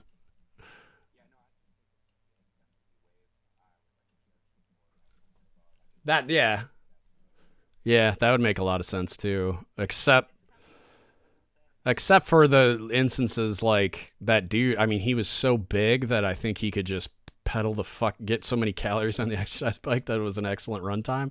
But he couldn't have got an excellent run time if a goddamn werewolf was chasing him. So it's like, it doesn't. No, like no. Right. Mm-hmm. That's weird. Oh, okay. I thought you meant like, but that's my thing. Is like it. He didn't need to run, but like Zip needs to fuck. I mean, I think you're retired now, aren't you? Did you retire? Hello. Oh, who's counting though? Yeah, so Zip needs to run. Like, he's an EOD tech, so it's like he needs to fucking run. Yeah, I mean, like, it's like there are certain physical demands for a job, and like for that kid, the same kid, does he need to run? Not necessarily. Does he need to fit through the hatch with an SCBA and FFE on? Yeah. Could he? Probably not.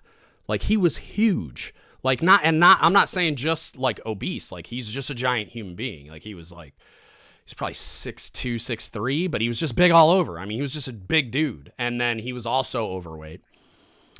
Sort of, but not really. Like, the tallest dude I've ever met that was on a submarine was 6'5", and it was preposterous, and he should have never been there. But I think there is one, but I think they waive it a lot. Or there used to be one, and maybe there isn't now. I'm not sure. I'd have to look it up. But yeah, he was my first assistant navigator. Or no, he wasn't. He was the NavDiv LPO. No, he was a Nav. This is a long time ago.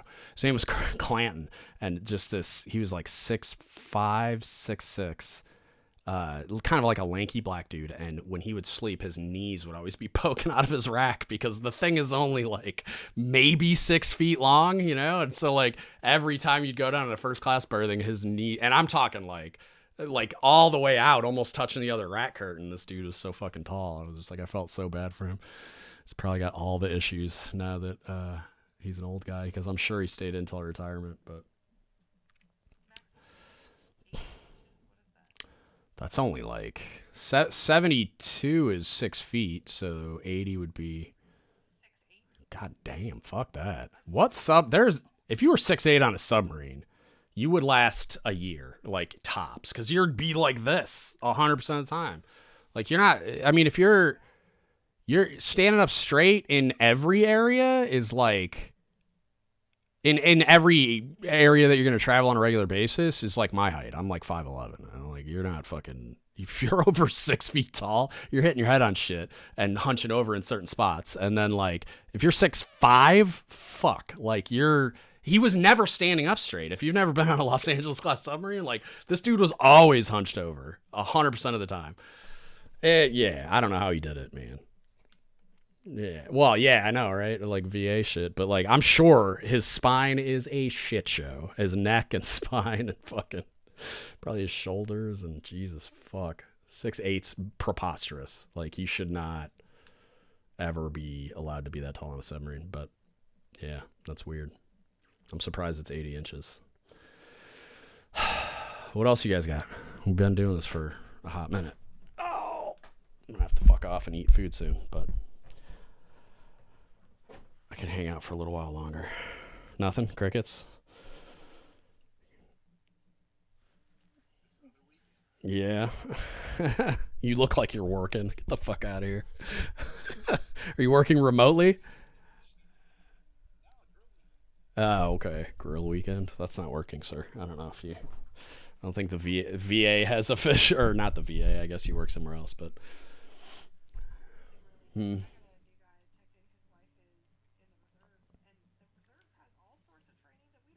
Like what? Hmm.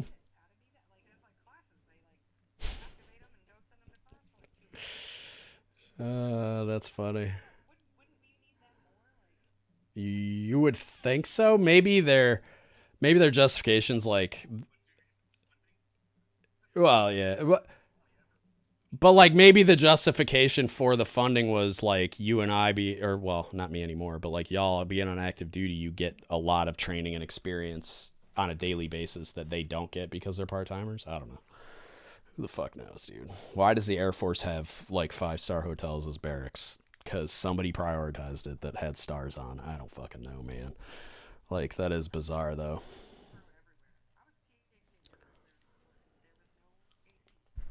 In the one you were in, because you're a peasant, you weren't a chair forcer. You were a TAD person. It's different. Of course, they're gonna put you in the. Oh, okay. Well, I got nothing then. Because the hotel was full. There you go. Because. Oh, okay. At the Space Coast Inn. Is it a Space Force thing, or they just called it Space Coast, or what? Ah.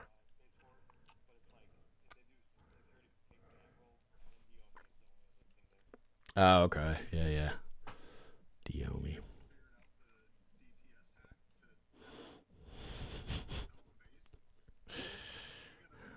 Yeah, you guys gotta work harder. Yep. Yeah. Dude, I don't know what the fuck he was doing, but my counterpart when I was on that Flagstaff and we were traveling around all the time, he was the one that would always like set up our travel because he just fucking knew his way around doing shady shit. I don't know. Like we would always all have rental cars. We would all be at like the Marriott and shit, or like somewhere Gucci that we had no business being and didn't need to be at. But he would just like make up reasons for non-availability letters and just, or COVID restrictions was like the go-to excuse for a good portion of that time. But like, yeah, he fucking like, yeah, that dude was so like, he's a great dude. He always took care of me, but he was also like very shady, like a used car salesman. And so like, as long as I didn't have to sign anything, I was like, whatever, man, you're the one booking it. As long as my name's not on it, I don't give a fuck. I'll stay at the room. But like, I didn't do this shit.